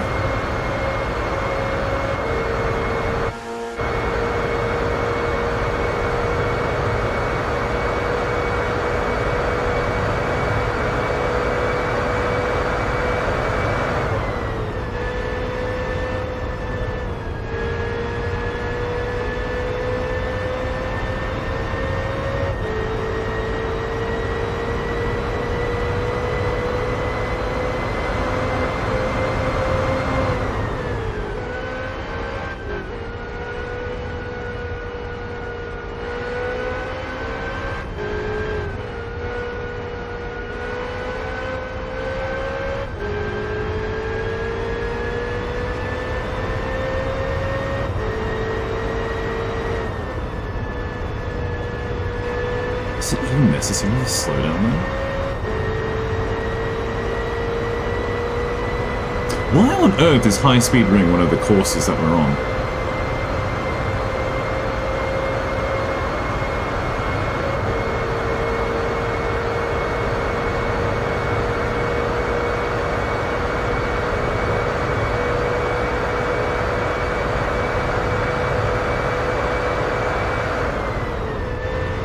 Okay, it's definitely necessary to slow down there. Yeah, look at that, we even bumped into the wall, but further up here.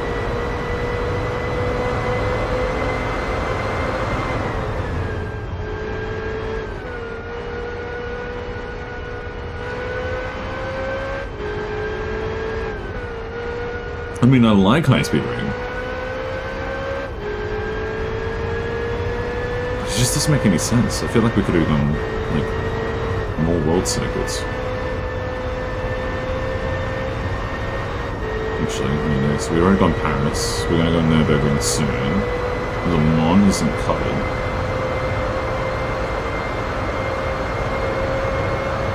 Maybe there isn't any of the circuits from Europe.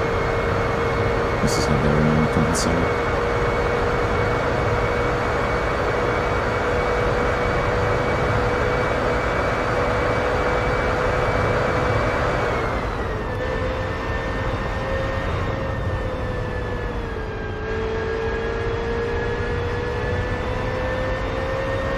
And yeah, again, AI is absolutely dreadful at this map.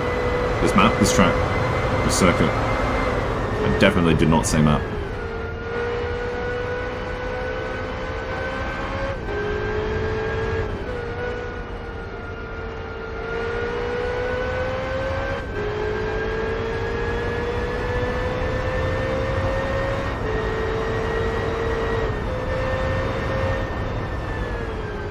Oh yeah, braking there is important. But up here? Surely not.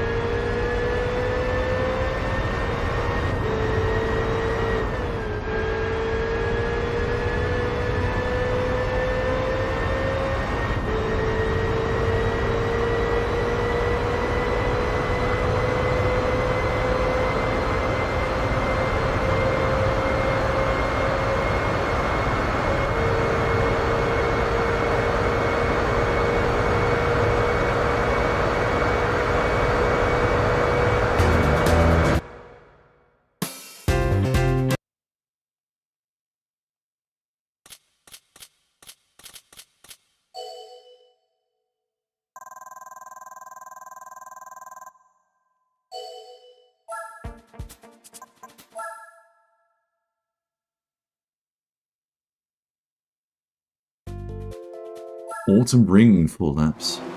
Which seemingly, I don't know, that doesn't feel like enough.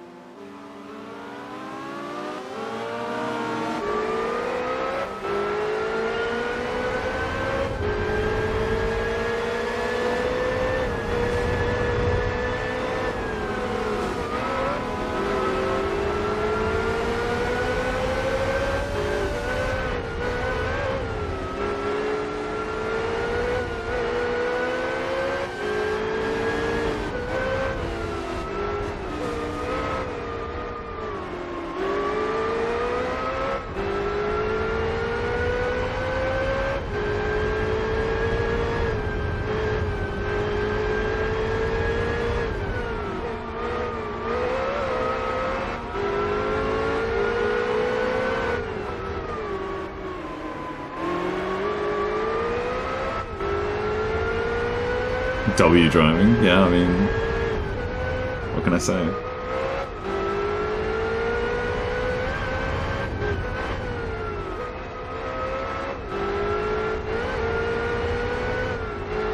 Sometimes you just... There's no clean way of overtaking.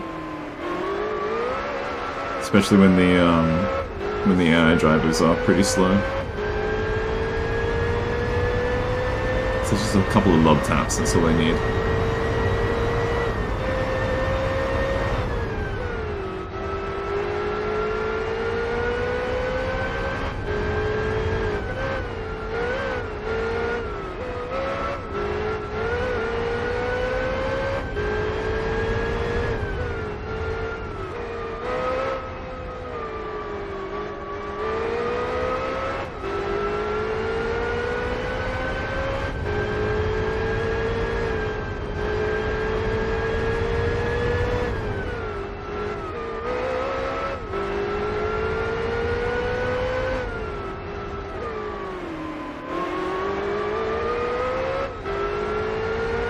Yeah, no, I feel like we should have had more laps of Autumn Ring because it's only a minute 20 per lap. But then again, what was midfield?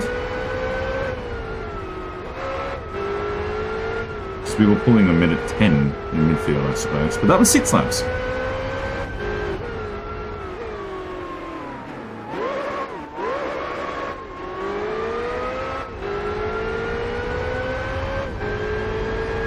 No, if you do the right exercises, that's not so much of a problem.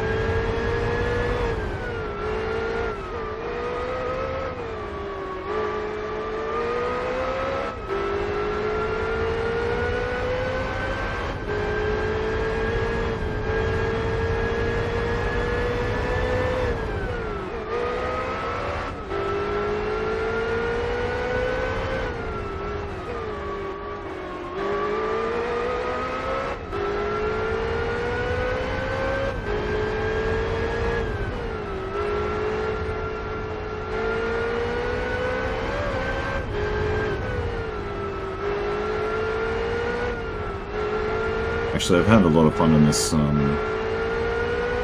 touring car. I might actually keep taking that corner really quickly. I might actually use this for the lap of Schleifer.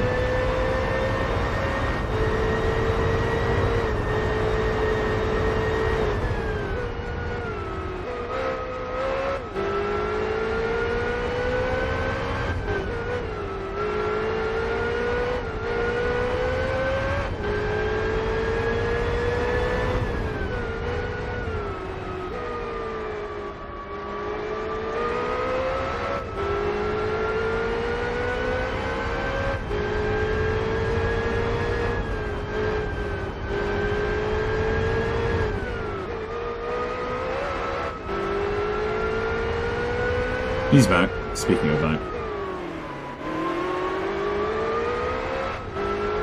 Did the power go out again?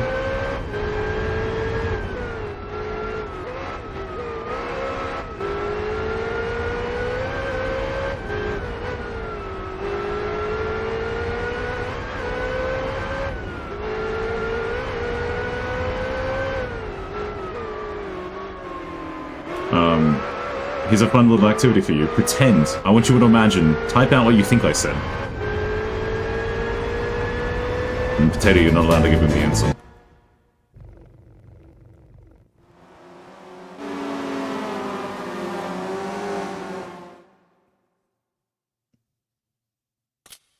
Oh, Silk Song. Alright, fair enough.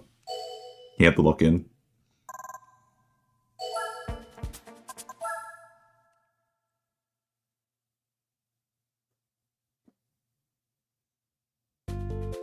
Alright, let's put up with this. This is the way to hear. Do you think that's how I answered?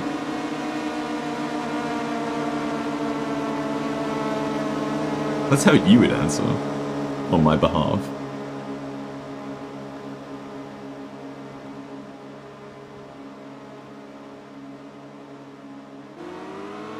I'm not quite as eloquent with my words. Not on average, anyway. I can be eloquent when it's not necessary to be.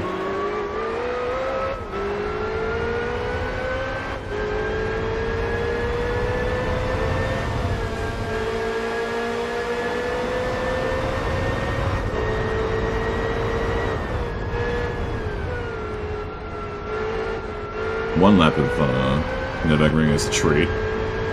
And if I screw it up, it's fine, because, yeah, we won 4 out of 5 races, so we have 40 points, and there's no way that the AI is going to win against us. But I might not read chat. But I still want your answer properly. This gets... God, okay, the suspension was not set up for this. That was scary. I think I would actually piss myself if that happened to me in real life. The front end just going in the air for no reason. That's terrifying. Yeah, our suspension... Ignore that, I just went off track for a second. Our suspension is equipped for more flat circuits, not for this one. This one's quite the roller coaster. Lots of ups and downs, twists and turns.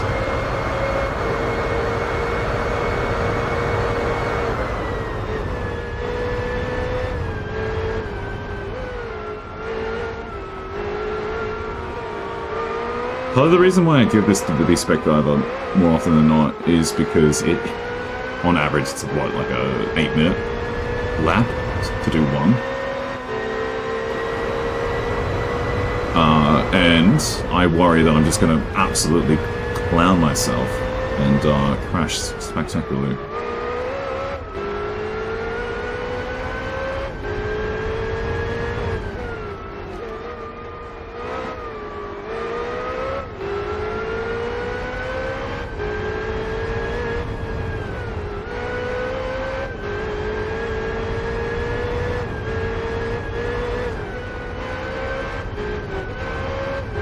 How right is he?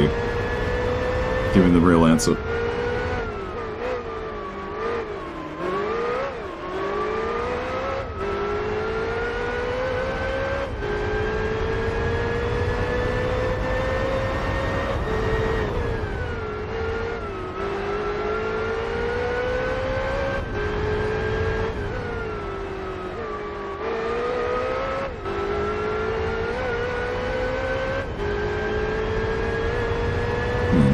Lost a potato, that's a shame.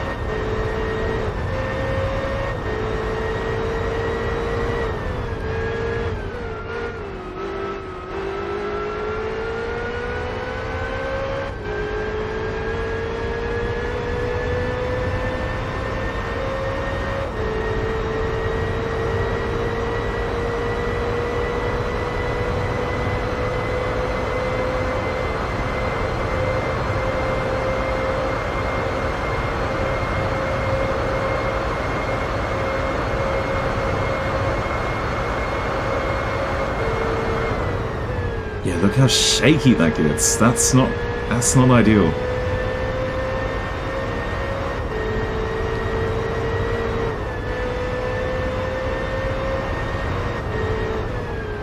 You need softer suspension to deal with that.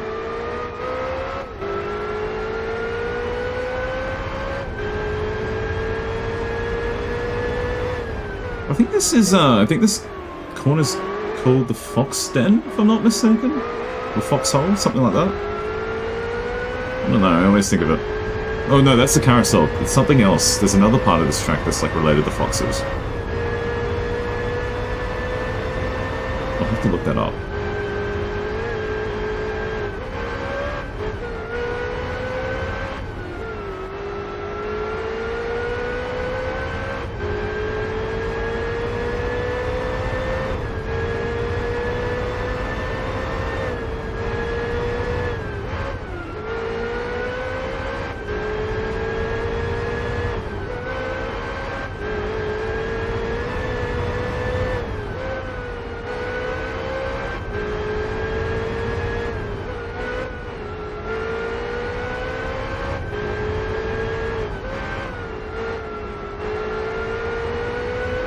Just ready? Okay, no worries.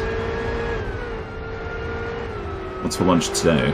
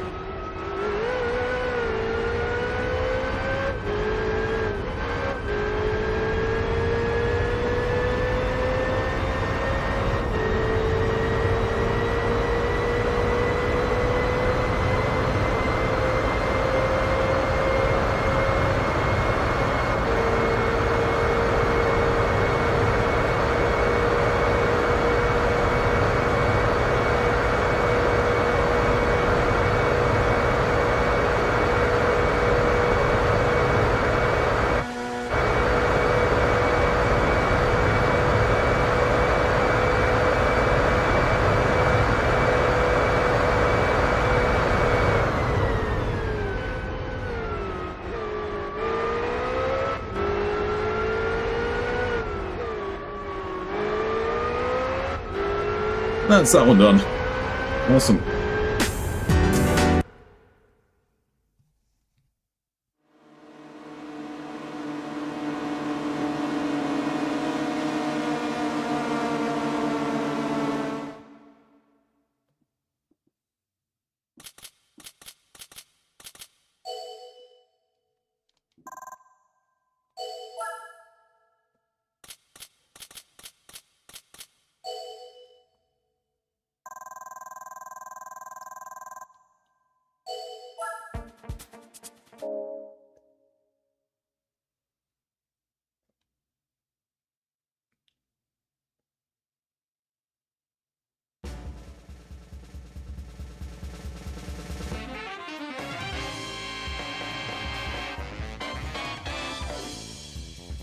Oh.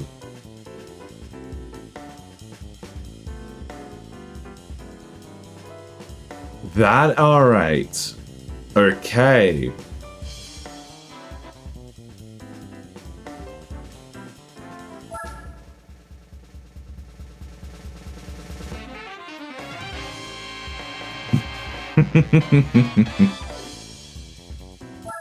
That's what we were looking for. I didn't realize it was, the Le Mans prototype. Alright, okay. What's gonna be better then?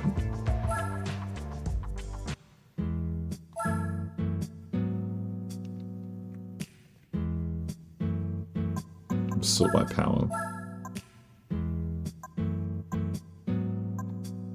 So the R8 is less horsepower. I'm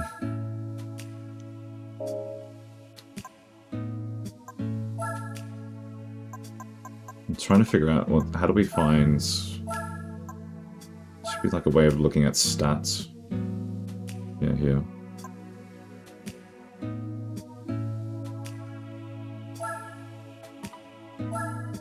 I don't want to sell it. 750 kilograms. 799 horsepower. Displacement. I do like the one feature that I do like in more modern Gran Turismo is how they'll give you like a rough sort of like PP value. I mean, you can still look at horsepower as a good means of telling you if the car is just strictly better, but obviously more horsepower but heavier is not necessarily faster. But I think the Peugeot is just better because it has better tyre wear. What am I... Sorry, I'm sorting it by the wrong metric. This is heavier and slower. V8 engine. What's the, Peugeot? V10. Yeah, blimey. The other thing to keep in mind is, yeah, we got the Peugeot for completing all the European events, so obviously it's a little bit more lucrative of a car.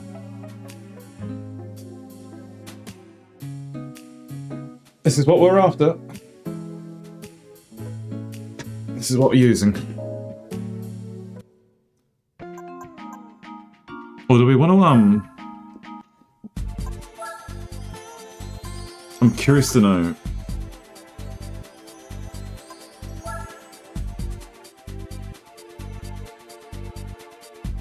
I might do this for the fun of it.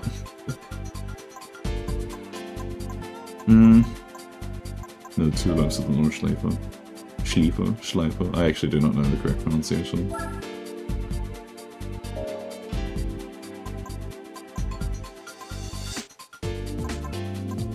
Nah, we just go straight for it, eh? We don't actually need anything else. We have all beginner and professional events done.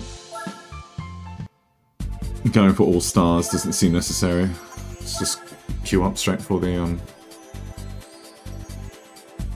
World Championship.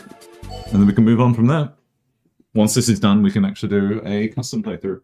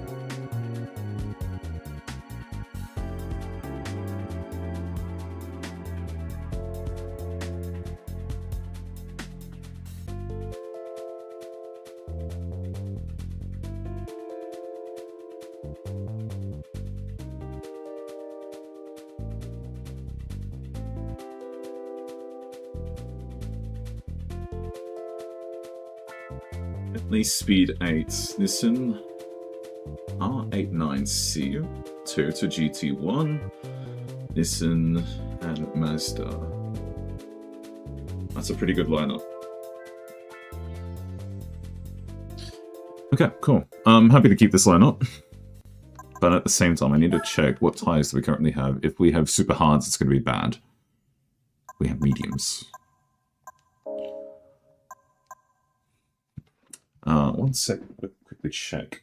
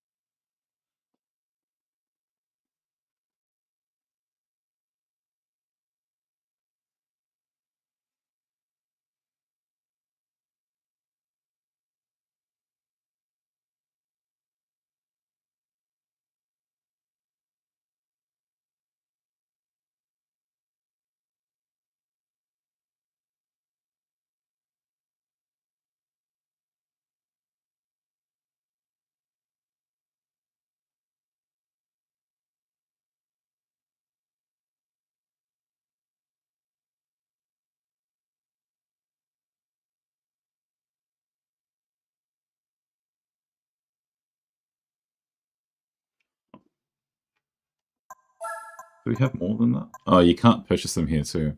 That's a shame. But I really like this lineup. I think this lineup is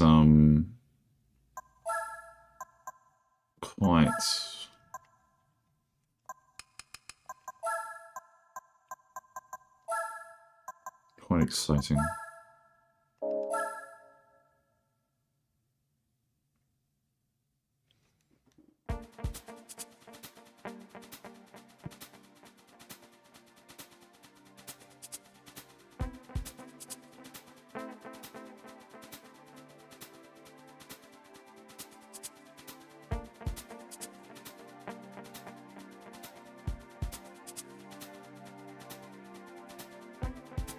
Alright, no, I'll risk it.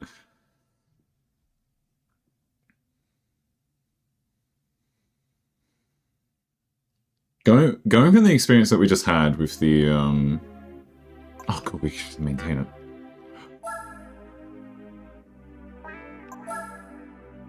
Oh. No. Okay, disregard. We need to buy racing cards. There's an event. Oh, it's the 206 Cup, of course.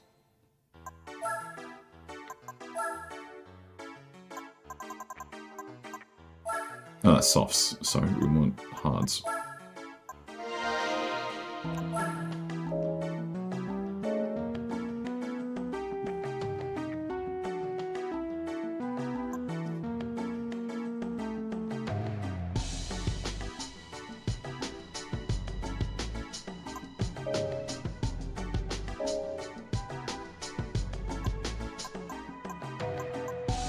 Not European, extreme events.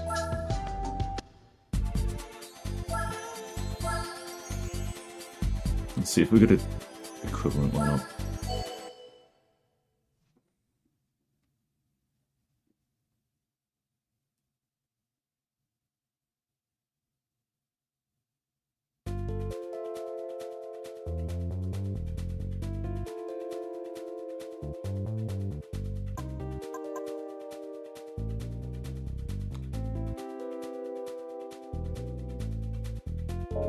No, yeah, I want to reset.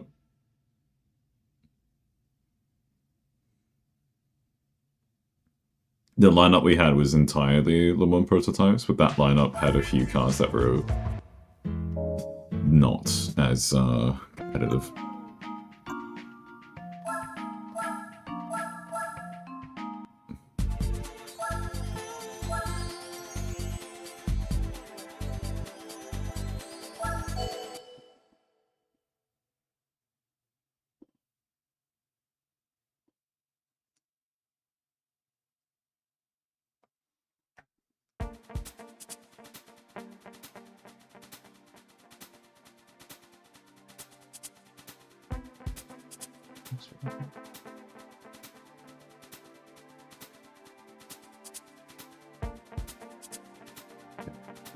AMG CLK LM 207A.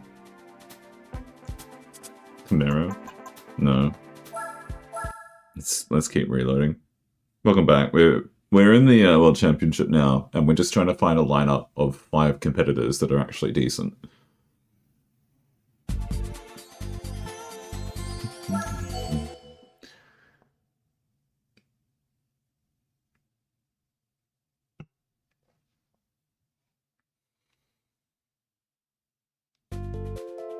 Audi R8, Pescarolo, Chaparral, 2J, Pescarolo, Sauber.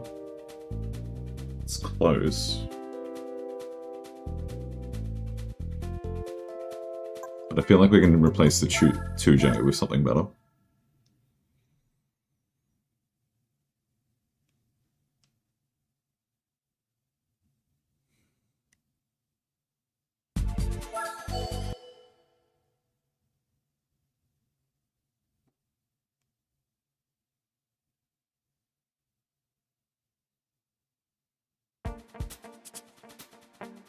This is better.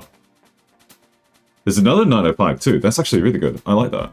That means we can gloat about being the better racer. I will qualify.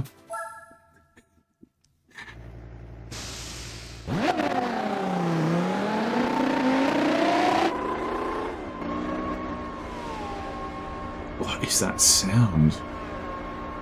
Oh, this is in reverse. I thought it was in the other layout. Anyway, Yokozo, welcome to...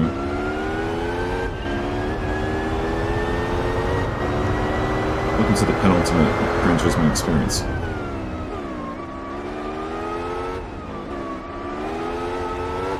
Oh, we could use racing softs for qualifier. I should have thought about that. But they didn't buy softs in the end.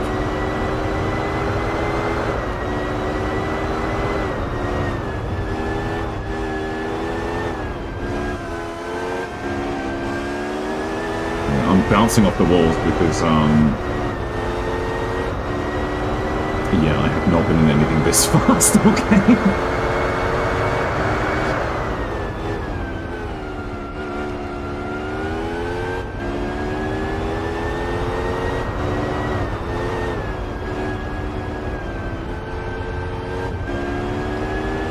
These tires up for sure.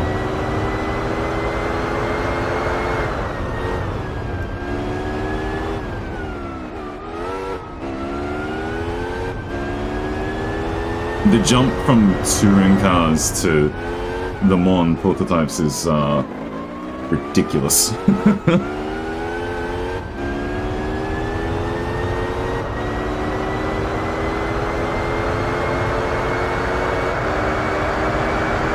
Thankfully, we were able to update the game so that it wasn't going to chug for this.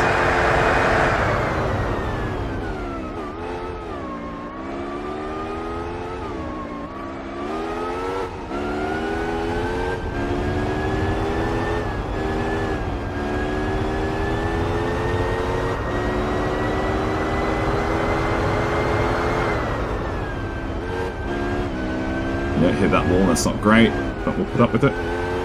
This is our first qualifying lap. And we have lead. 1.5 seconds, that's fine. That's usable.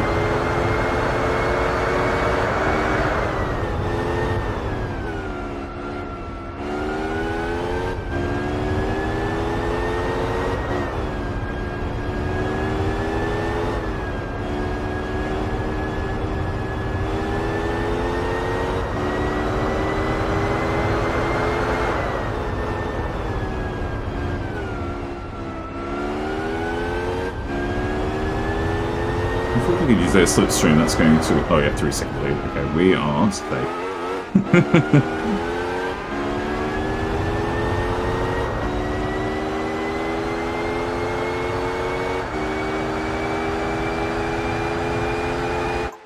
5 second lead.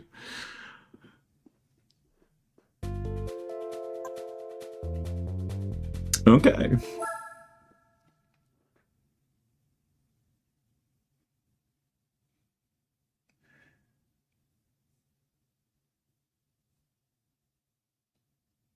So if we go front tires racing mediums, rear tires racing hards.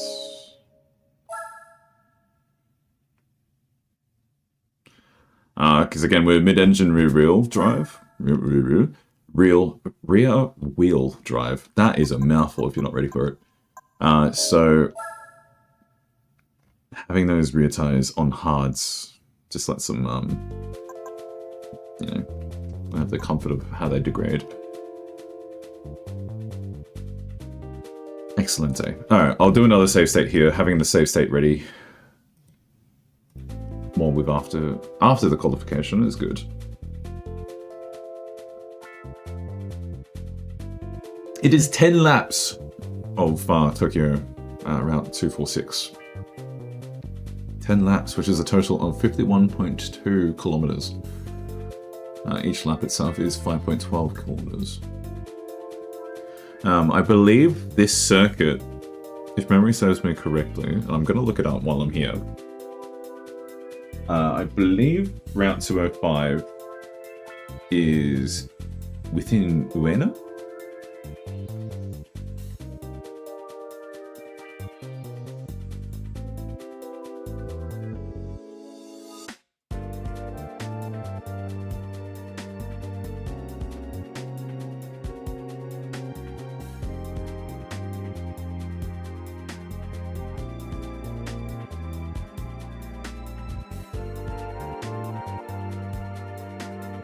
Oh, no, disregard. It was, Akasaka. Akasaka is where, Route 246 is based. I don't know what I thought of Ueno. There's another... No. No, I actually do not know where I thought of Ueno. But yeah, Akasaka is apparently where this track is based. Because it has the same stadium. Or a facsimile of it.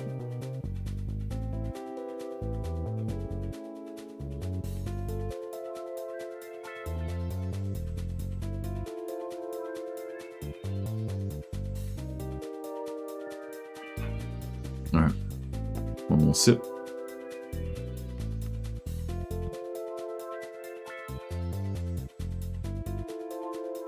Let's go. 10 laps.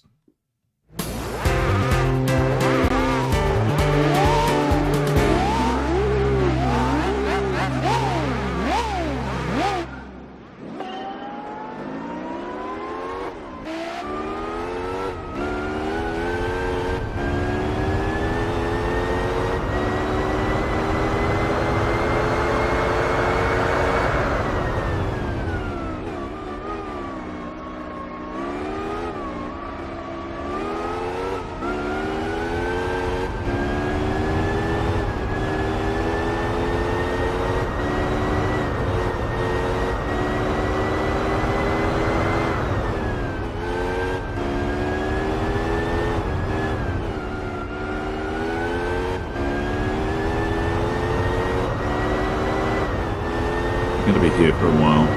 10 laps is a fairly long time, especially for taking.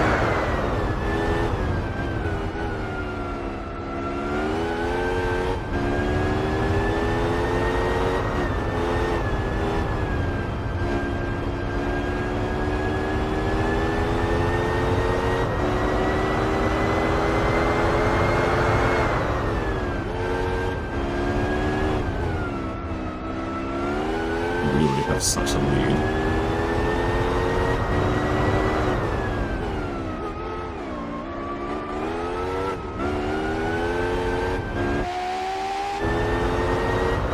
Which is good. But at the same time, where's the competition?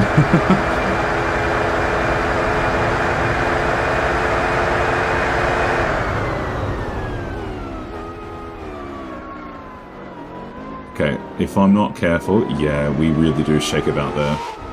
This thing is very eager to turn. Very, very eager to turn.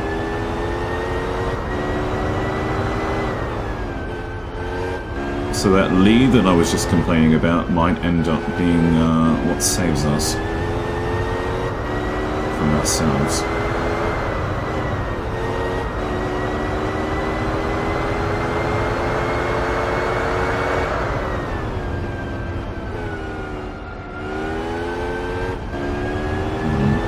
Take note of the controller overlay and how much I just tap it in some of these corners.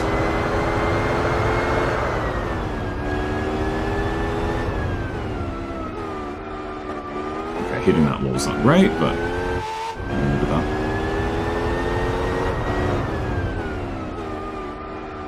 He's actually closing the gap. We had a 2-point-something lead, and now we've let him crawl back a little bit.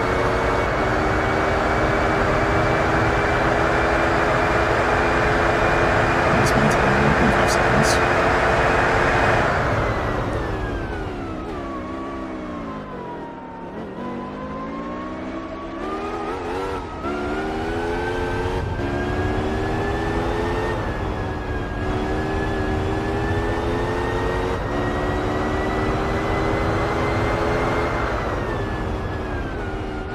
Ooh, yeah, that's the slowest we've been so far.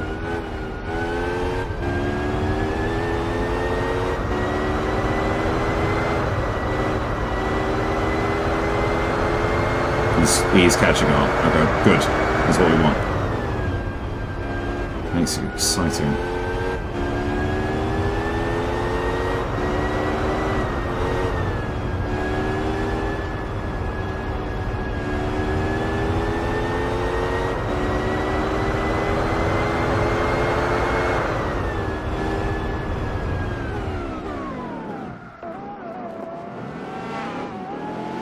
Hey, that was terrible.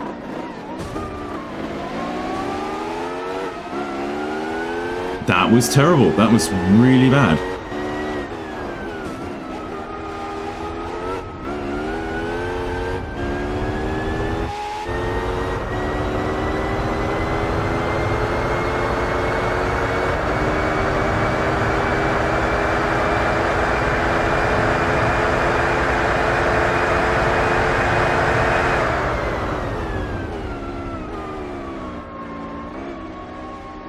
And I continue to take that corner terribly. Ooh,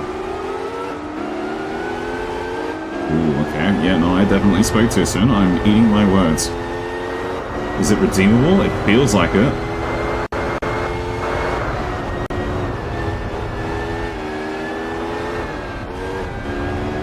That R8 is actually showing us it's the superior car at the moment.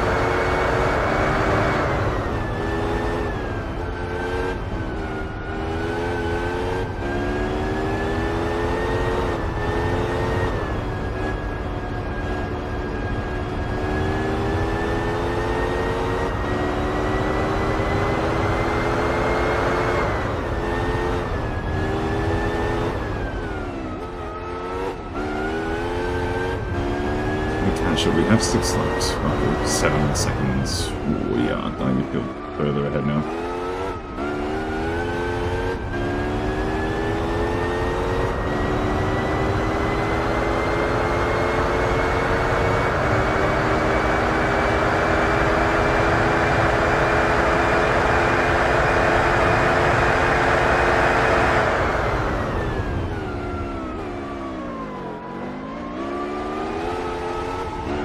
Taking that corner every time is slowing us down. It's a snag. Because the way that we just oversteer.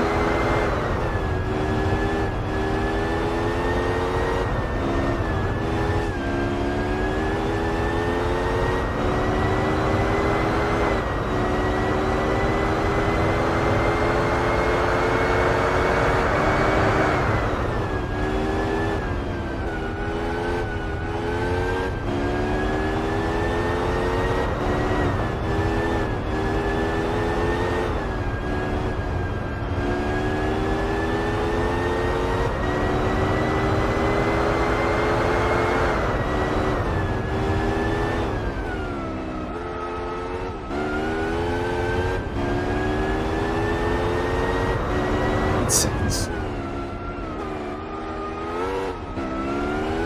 Yeah, now that their tyres are warming up as well, and they're just clear of everyone else. Might just escape with it.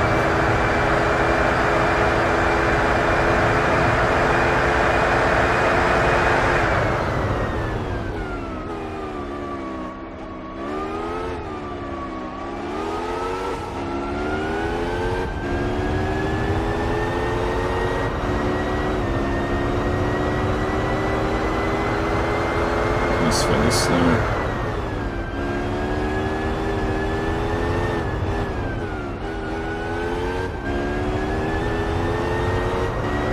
Question is, will he pit? If he pits, then we might be able to just raw dog it, so to speak, and not pit ourselves.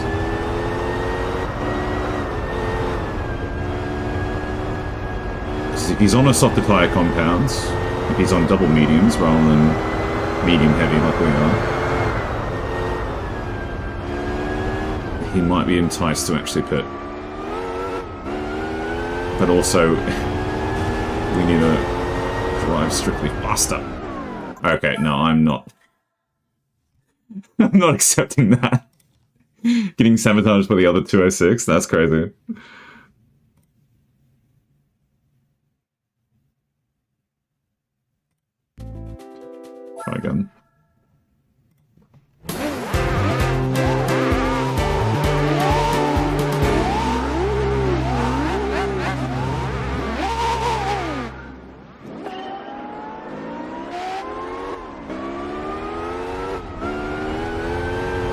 Pretend the last 6/7 laps didn't exist.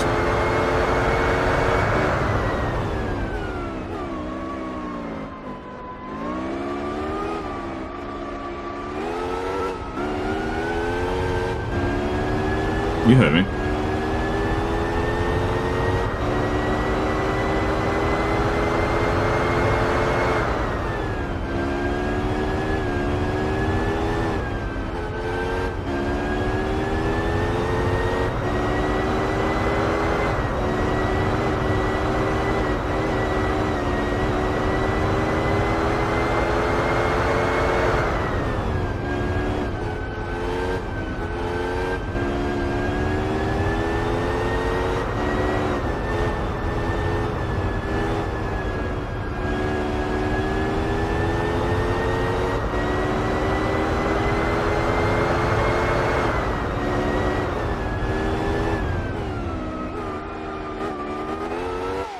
Okay, that wasn't particularly fast. That was pretty bad.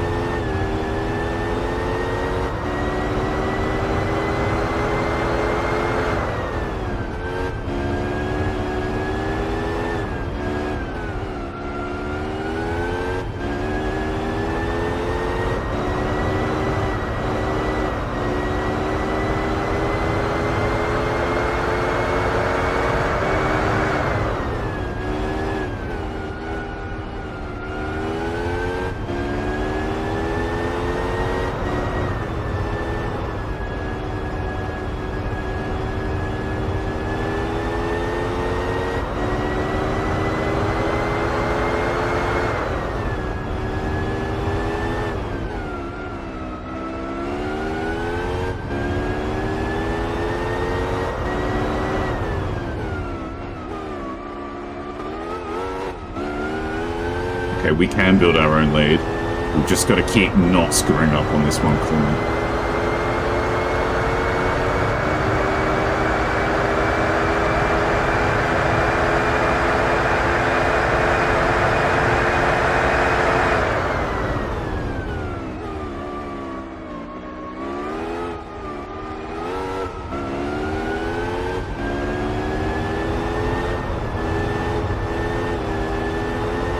And that too.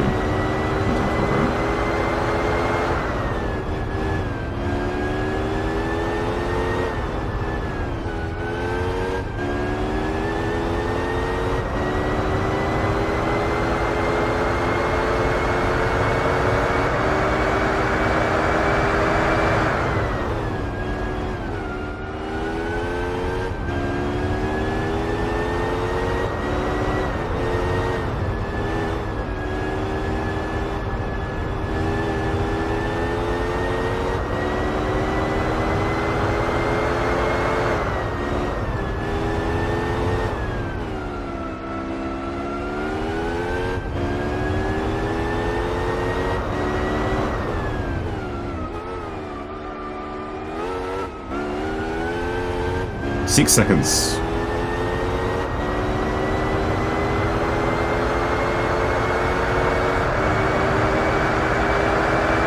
Nice.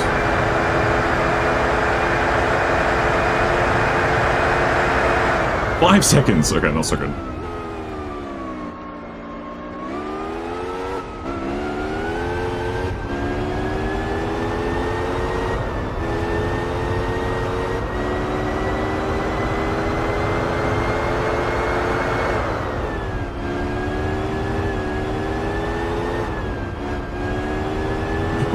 These cars are so fast.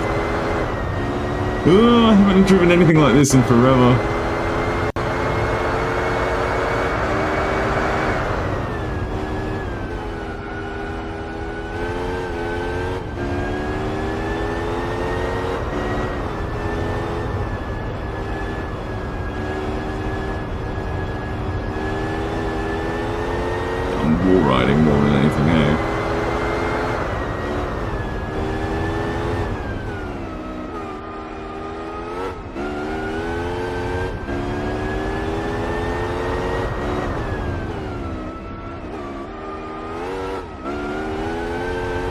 Death again. Yeah, that large turn, it's probably single screwing up almost.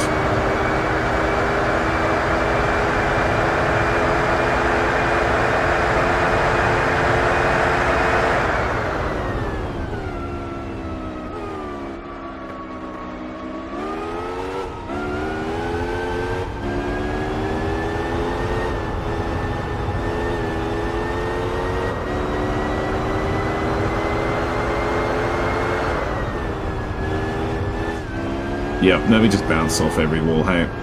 That works.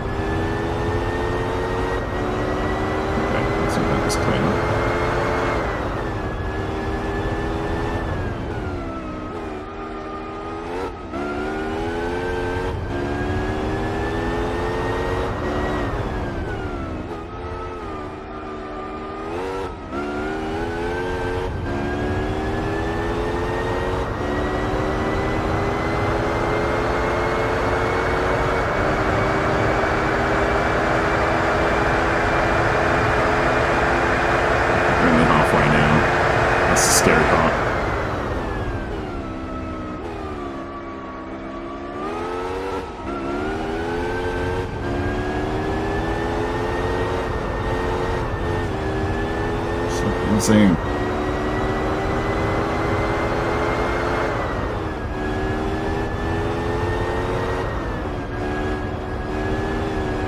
Slightly better.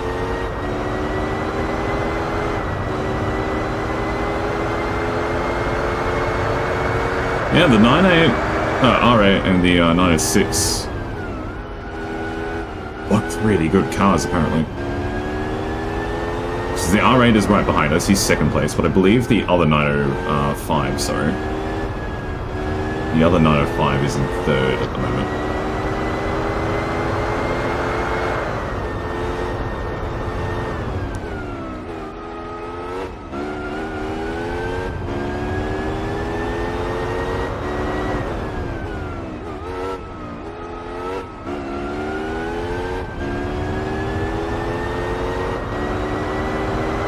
Tyre seems to be doing fine. Can we maintain this for the rest?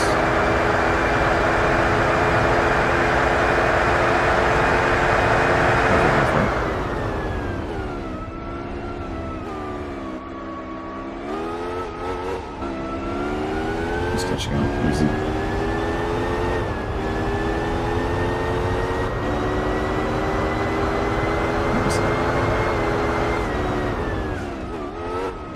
That was almost really bad. That corner's very forgiving. At least the way that we beansed it up.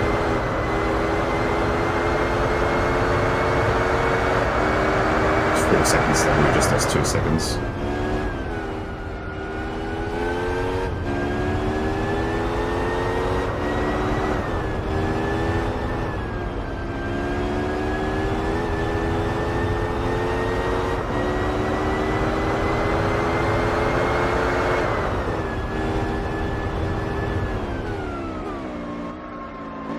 That was almost really bad too. We would have lost way more time there.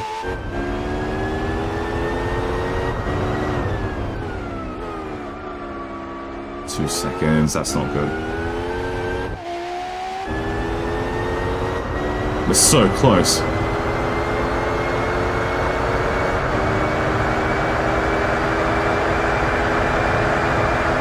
second, that's not good.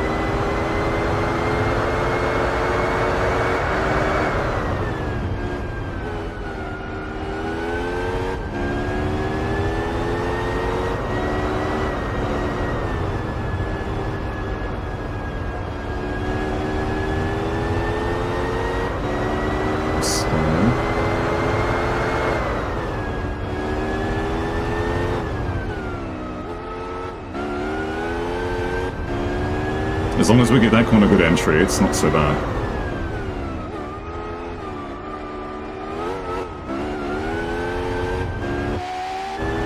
There he is, right behind us. Oh, he's so quick. We've got to keep him out of our slipstream range, or else he's able to just catch up in closer. Look, there, like that.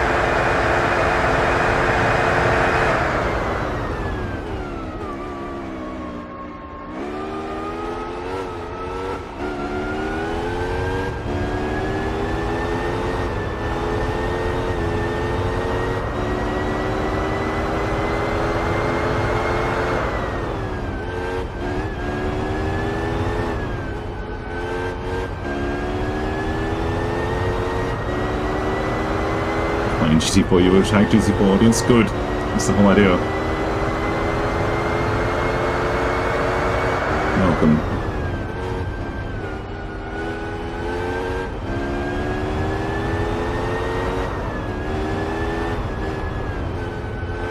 Actually, I really shouldn't be reading when I'm trying to drive in these bloody machines.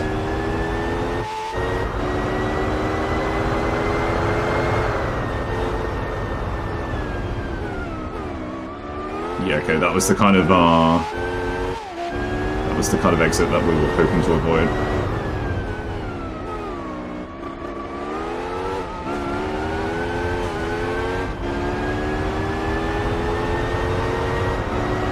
Yeah, he's so fast. That's okay.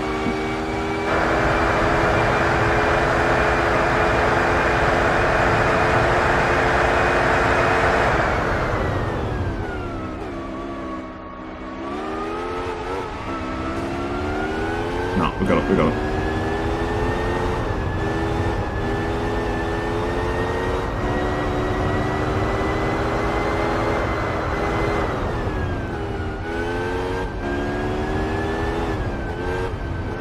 We are better on the corners, I believe. And part of that is going to be because we are a human driver, but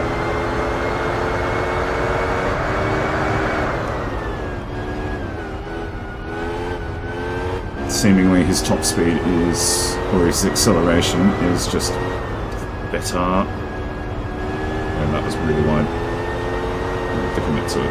Yeah, we'll ride for a bit, that's fine.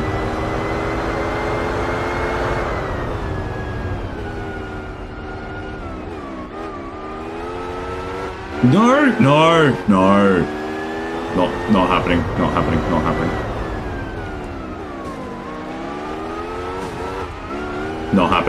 Not happening. Sorry. Not on the last lap. Yeah, we re-rolled the lineup until we got all LMPs.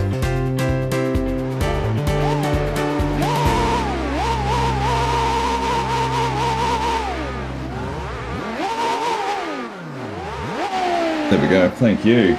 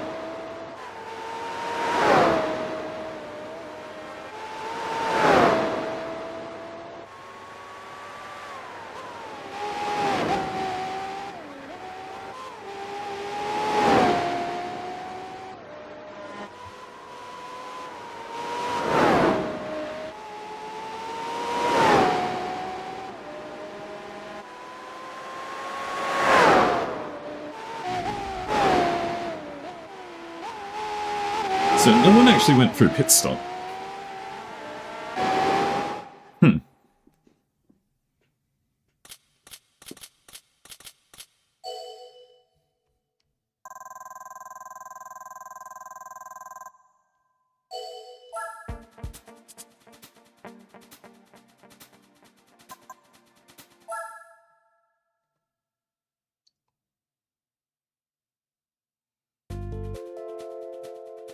Toll Laps Trial Mountain. Alright, we shall drop a different save state. 3 is what we've been using. That's what we got for our lineup.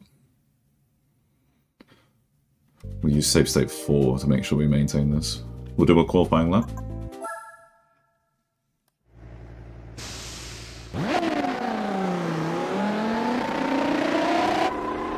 God, it sounds dreadful in the pit.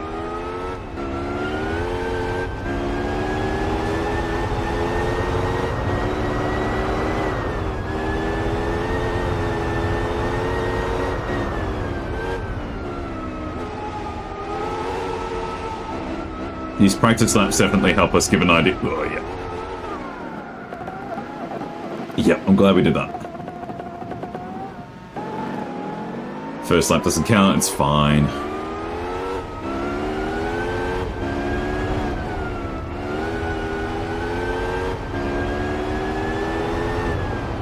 I'm kind of regretting the fact that we didn't choose the R8, because we could have used our R8 ourselves. Because we won that from the German Touring Championship. But we used the 95 instead. Because you get this one for completing all European events, and my reasoning was like, oh, I remember this being really good, and if this is the one that you get for completing all the European events, it must be better. Evidently not.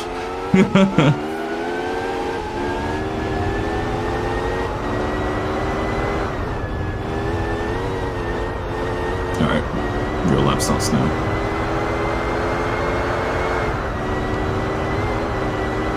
Oh yeah, no, look at how he snags those corners. That's not good.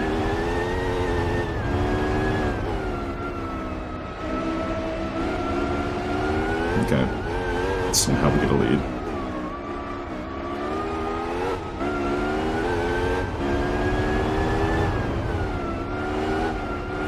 So in any usual production car, you can take that corner quite aggressively, but here, no, you need to respect the fact that catching the curb is going to derail you.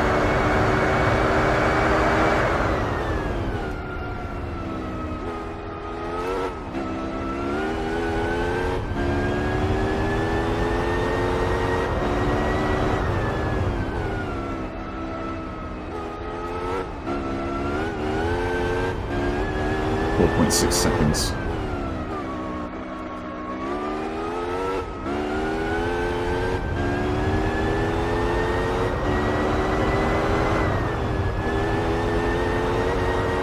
This is going to be dangerous.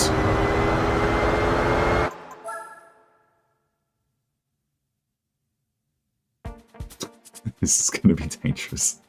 Oh, the Peugeot's all the way in last. Which in some respect is good for us in terms of if we need to sabotage the R8 for whatever reason, then that's gonna work out okay.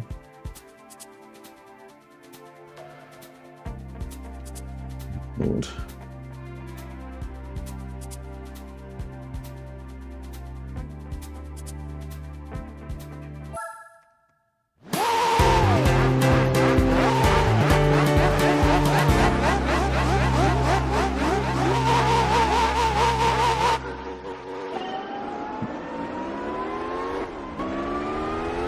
Alright, 12 laps, Trial Mountain.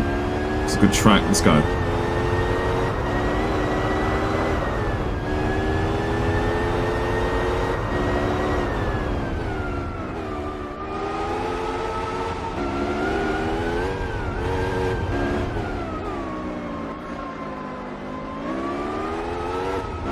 Yeah, I'm glad the French hate is universal. I appreciate it. Yes, I am indeed in the Frenchmobile. My reasoning was that on first inspection, I'm like, oh, this must be better than the R8. But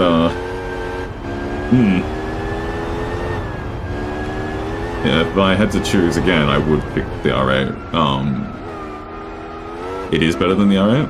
Okay, so I was right. Good to know. I'm not a fraud.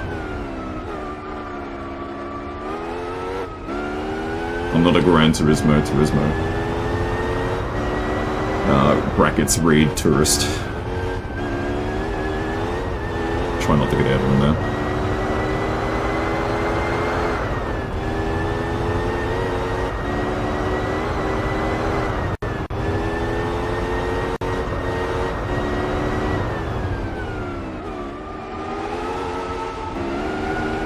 Yeah. By what metric is it better than the R8? Is it tire wear? Because that's what I remember it being.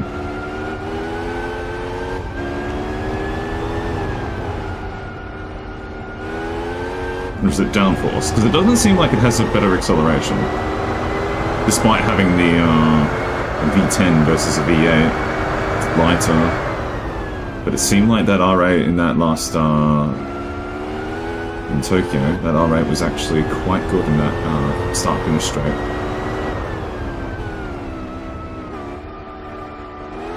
Oh, it's not better. Oh, sorry. You'll have to excuse me, I'm currently going at 200 kilometers an hour, and I'm spinning out! That's on me. So the R8 is just better in every way.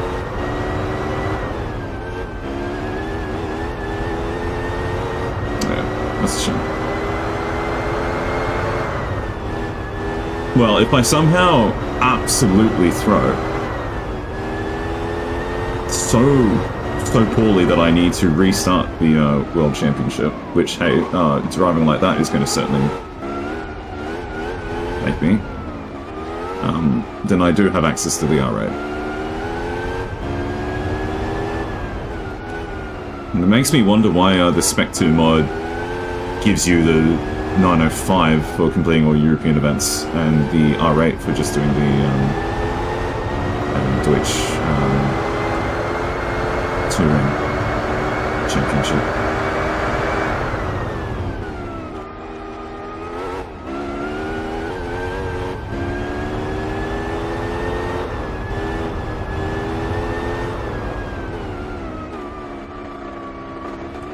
Can we not drift? Newer cars kind of off. Yeah, they generally have better handling, hey. That's what I remember, seeing.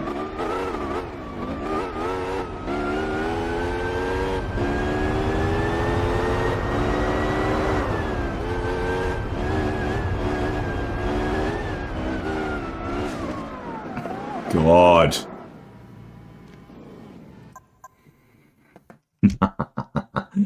Alright, let's try that again.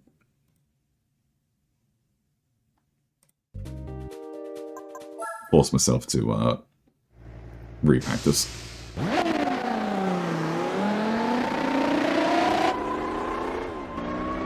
Oh, on Spec II?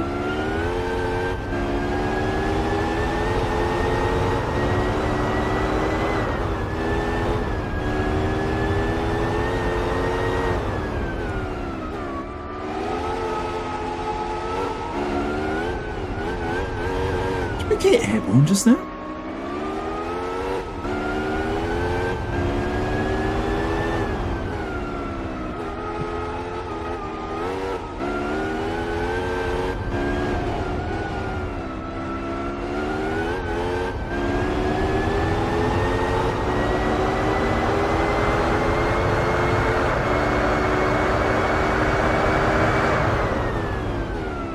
Yeah, fair enough.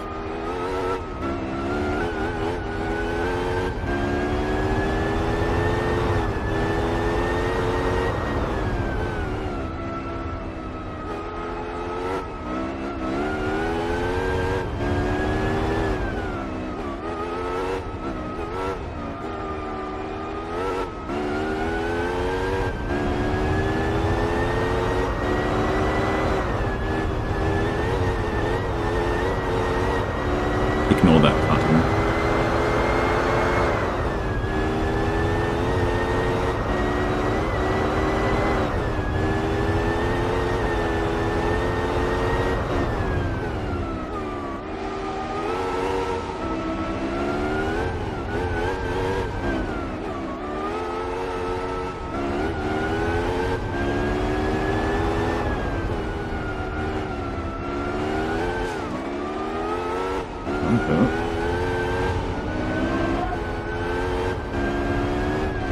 That hurt.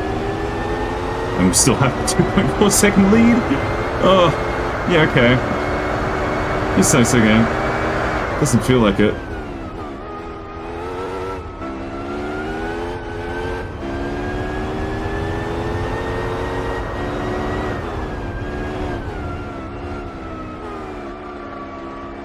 This thing does not like turning at low speeds.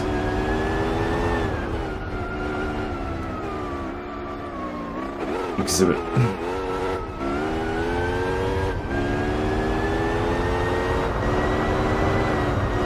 I'm just gonna cut, see if that's still gonna give me a good time, because it doesn't matter if it's perfect, I just need to be in front.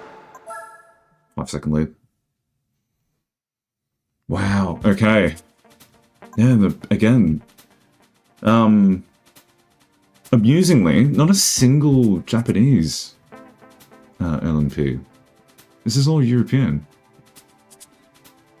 It's French and German.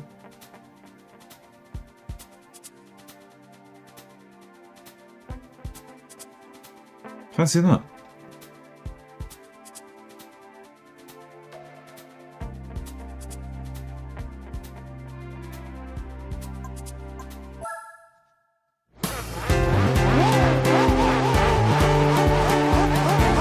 Who's your usual go-to content creator for Gran Turismo?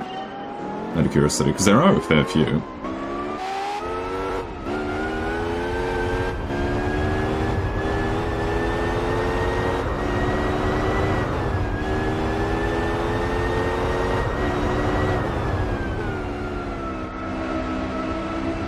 Oh no, that felt bad. Dove? Yeah, Dove is pretty good.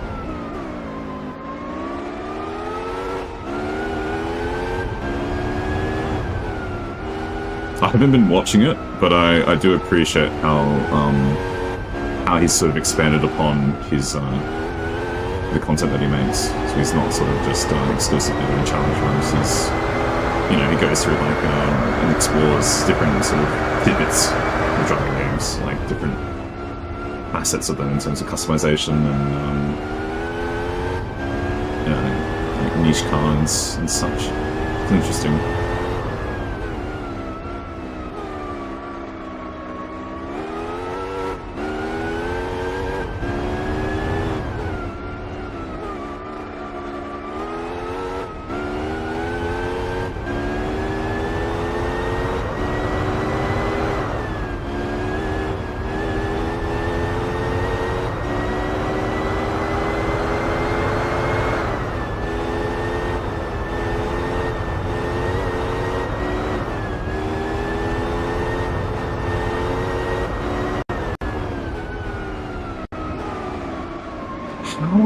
Okay, how the hell did I do that tunnel section the first time really well? Because now I'm just doing poorly.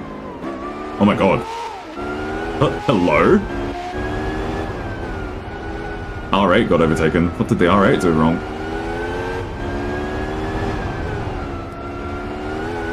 Is that one of the Pasquale? No, it's not. What is that one?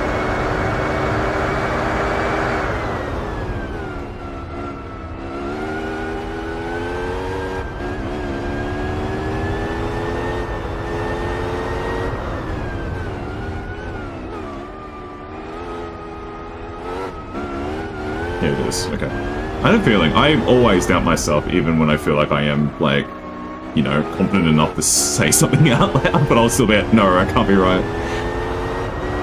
How did he get in the lead? I thought he qualified in the middle of the pack.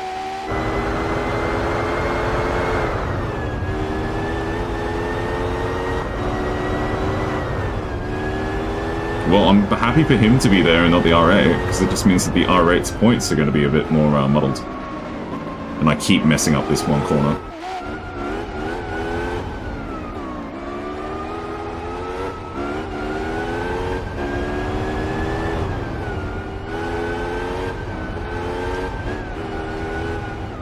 Yeah, okay, sure, let's just make it worse.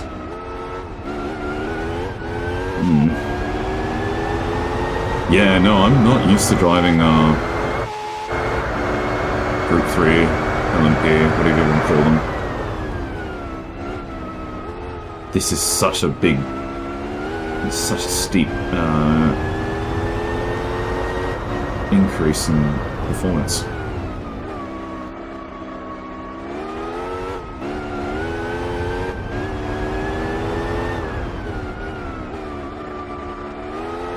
Still 4.6 second lead, that's comfortable.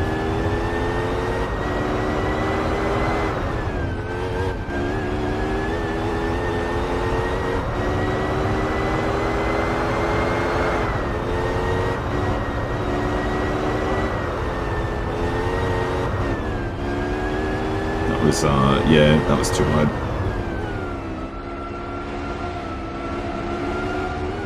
Okay, that was better. Still wasn't ideal, but that was better than that.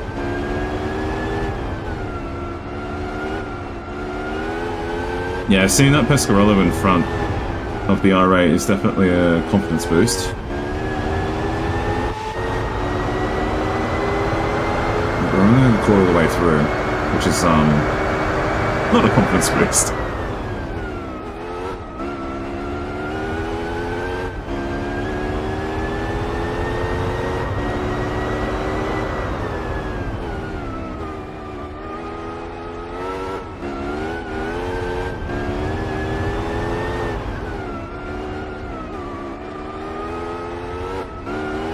6 seconds. Okay, we did really well there.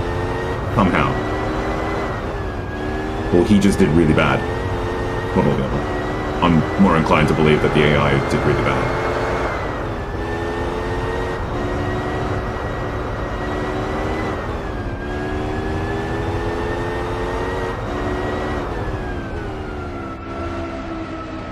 Yeah, we went wide again.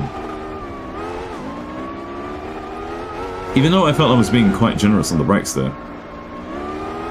This thing sucks at low speeds. Which, fair, but at the same time it's like, come on. You handle so well at high speed, how is it that you suddenly become such a slippery fish at low speeds? 5 seconds, yeah, we sort of shoot at that lead. But I think we can make it last for the rest of the race.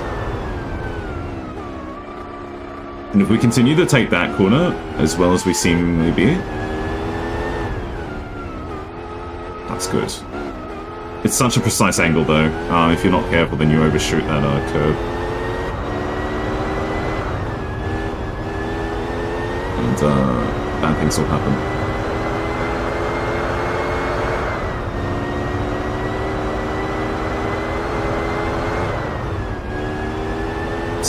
Again, that's good. Okay, that was better. That's better. That's what we want. Okay, not that though. that could be improved upon.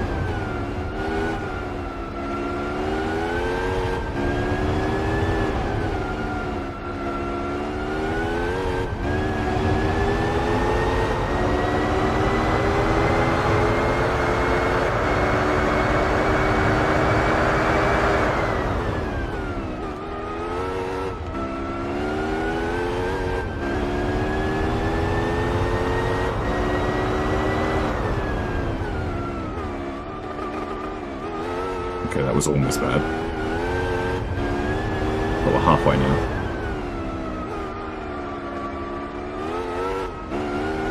And the tire wear seems to be pretty good.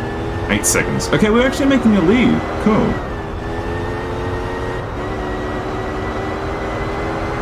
That's excellent.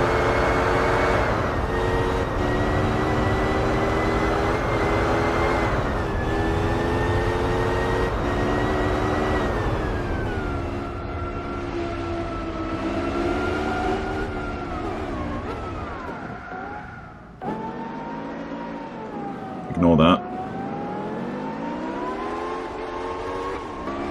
9-second lead. No, that's not a 9-second lead, I'm afraid. Does it acknowledge silence?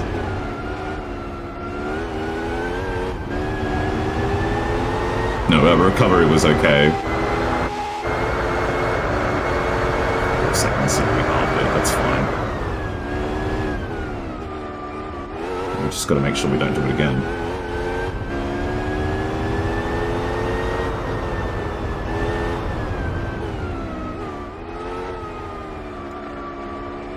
Yeah, because now our tires are on the decline.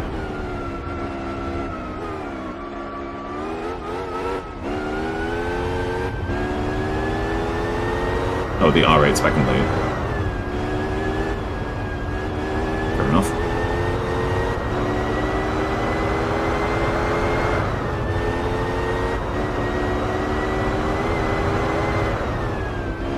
Where did he mess up then?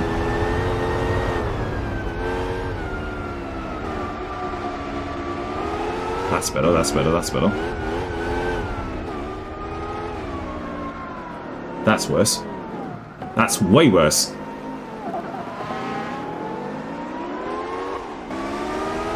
Hello, Boss Rowan.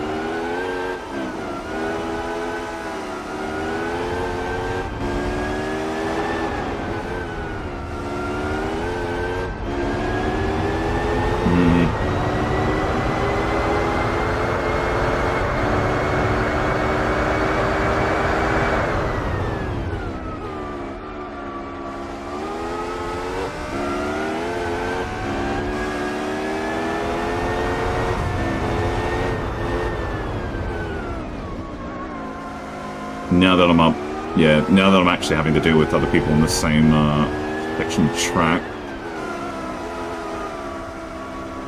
I'm in a hurry, which isn't ideal.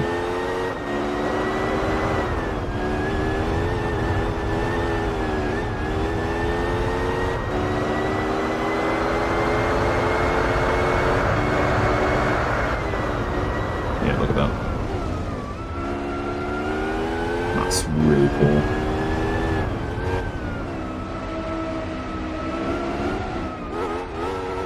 Five-second lead already. We've undone everything that we built upon.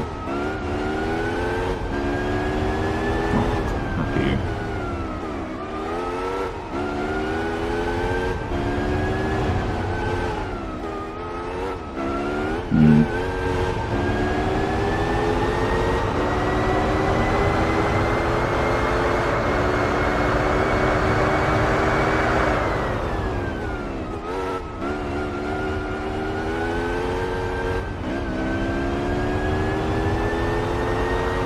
Maybe I can concede tonight, it's just being, practice.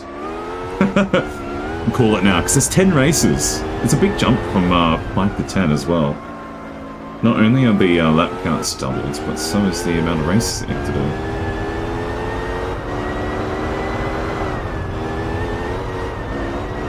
Yeah, that doesn't seem to save any time.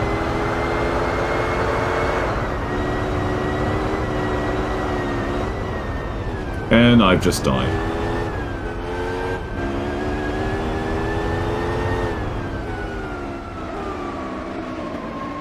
Yeah, that corner again.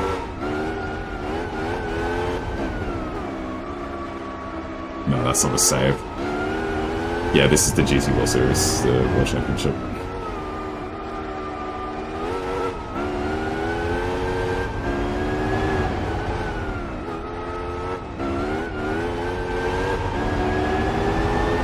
Incredibly brutal on those tires.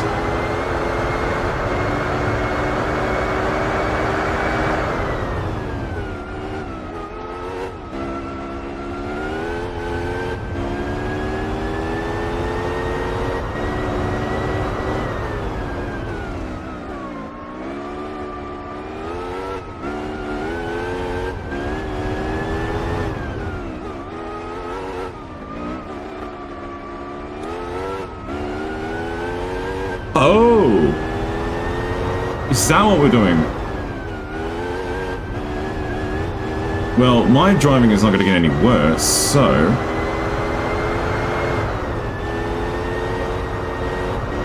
I can make this last for another 2.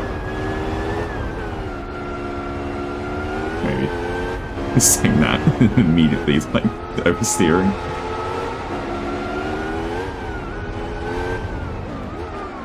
Yeah, like that. Okay, so, good news. People do pit.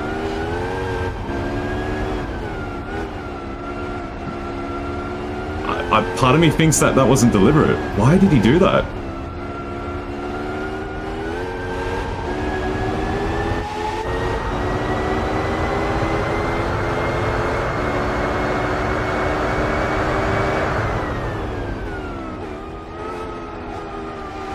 Oh, hello, you. Where were you?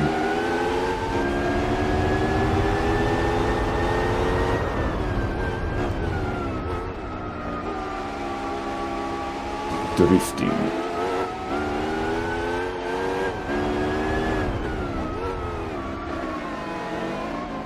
Oh, that's not gonna help. Yeah, and these other guys are not pitting at all. Oh no, one is, two is.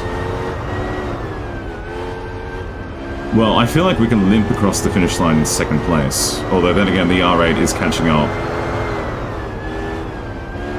And that Piscarolo is sabotaging us.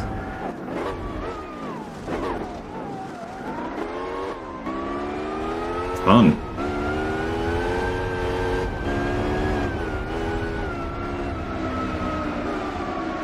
Well, yeah, I can feel that slide. Those rear tires have given up. Yeah, okay. Those tires are really short, yeah. There's the R8, hello. Oh, yeah, no, they are bad. That's okay, that's a lesson learned.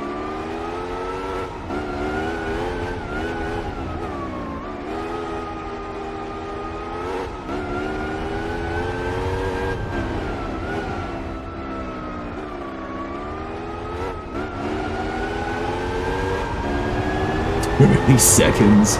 Does he pit now? Is that what happens?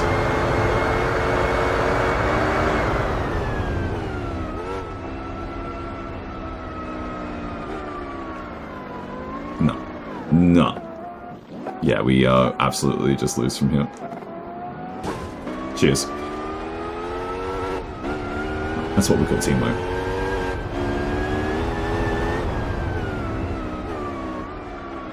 No.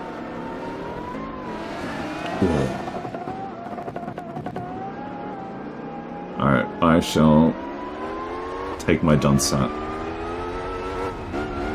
and limp over the finish line. If I can. Oh yeah, no, those back tires absolutely are dead.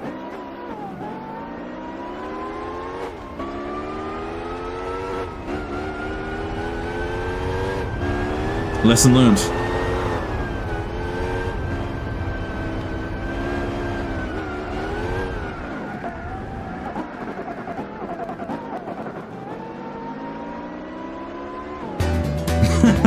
Full minute behind. Oh, shocking. No worries.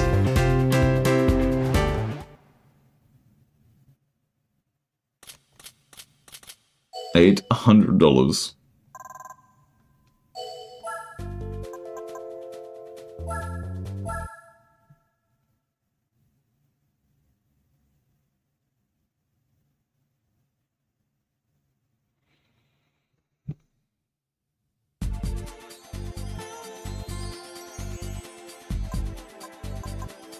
Hong Kong will be good. Seoul will be interesting. El Capitan should be fun.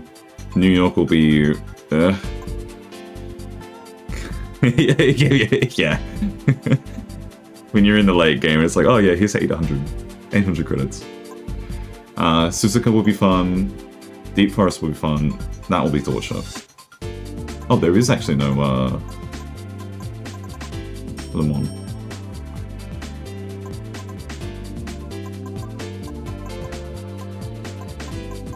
I do like these two tracks in Hong Kong. So there's 3 tracks in a row that should be fun. Seoul will be questionable. El Capitan will be fun. New York won't be. Paris will be okay. Suzuka will be fun. Deep Forest will be fun. That won't be fun. Okay, the majority of tracks are fun.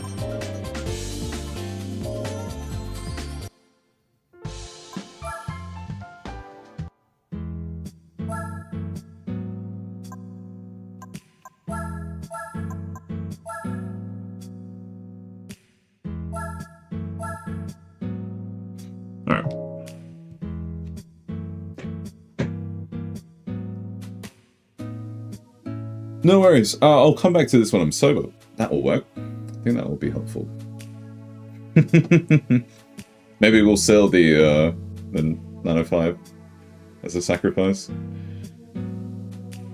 How much is it actually valued at?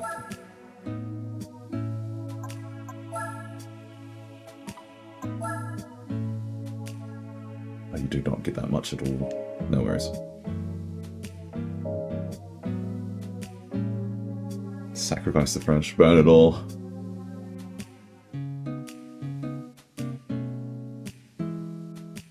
Well, hopefully the R8 actually handles a bit nicer at low speeds, because that was what was messing with me, was those couple of corners in both tracks where you need to slow down a fair amount.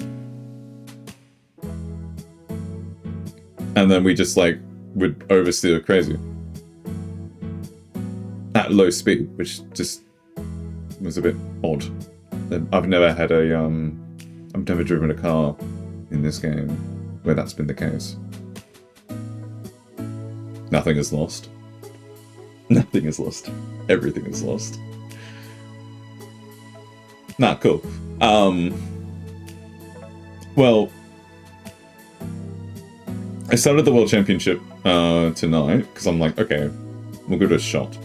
And I wasn't really thinking of how long those races are. And it's good to know that we can actually save it for another day and know that if we just do the World Championship on its own, then that's gonna be a healthy length for a stream. Plus, I'm getting EP. That's a good taste, though. It's a good sample. We definitely know, like, we're not so bad that we're not able to qualify first. We can qualify for first place, and then it's just a matter of maintaining it. And also respecting the fact that you might have to pit. But then again, if we just take hard tires, not super hard, it's just hards, surely that will help us last. Happy bench time. Yippee. Yeah. Yeah, no, that was good. No, thanks for the chat. That was fun. I always appreciate when there's someone to talk to, even if it even if it distracts me from the driving at high speeds. Even when that always bites me on the back. No, it's always good. Thank you, much appreciated. And hopefully you're able to join me again, possibly tomorrow, roughly at the same time, if that's going to be the case. Yeah. At the moment, I don't really have a consistent stream schedule, just because I'm just keeping it to just stream when I feel like it. It's more of a hobby than anything else, so yeah, just stream when I feel like it. Thank you, and yeah, good night, or good day, or wherever it is for you. I'll be back on tomorrow.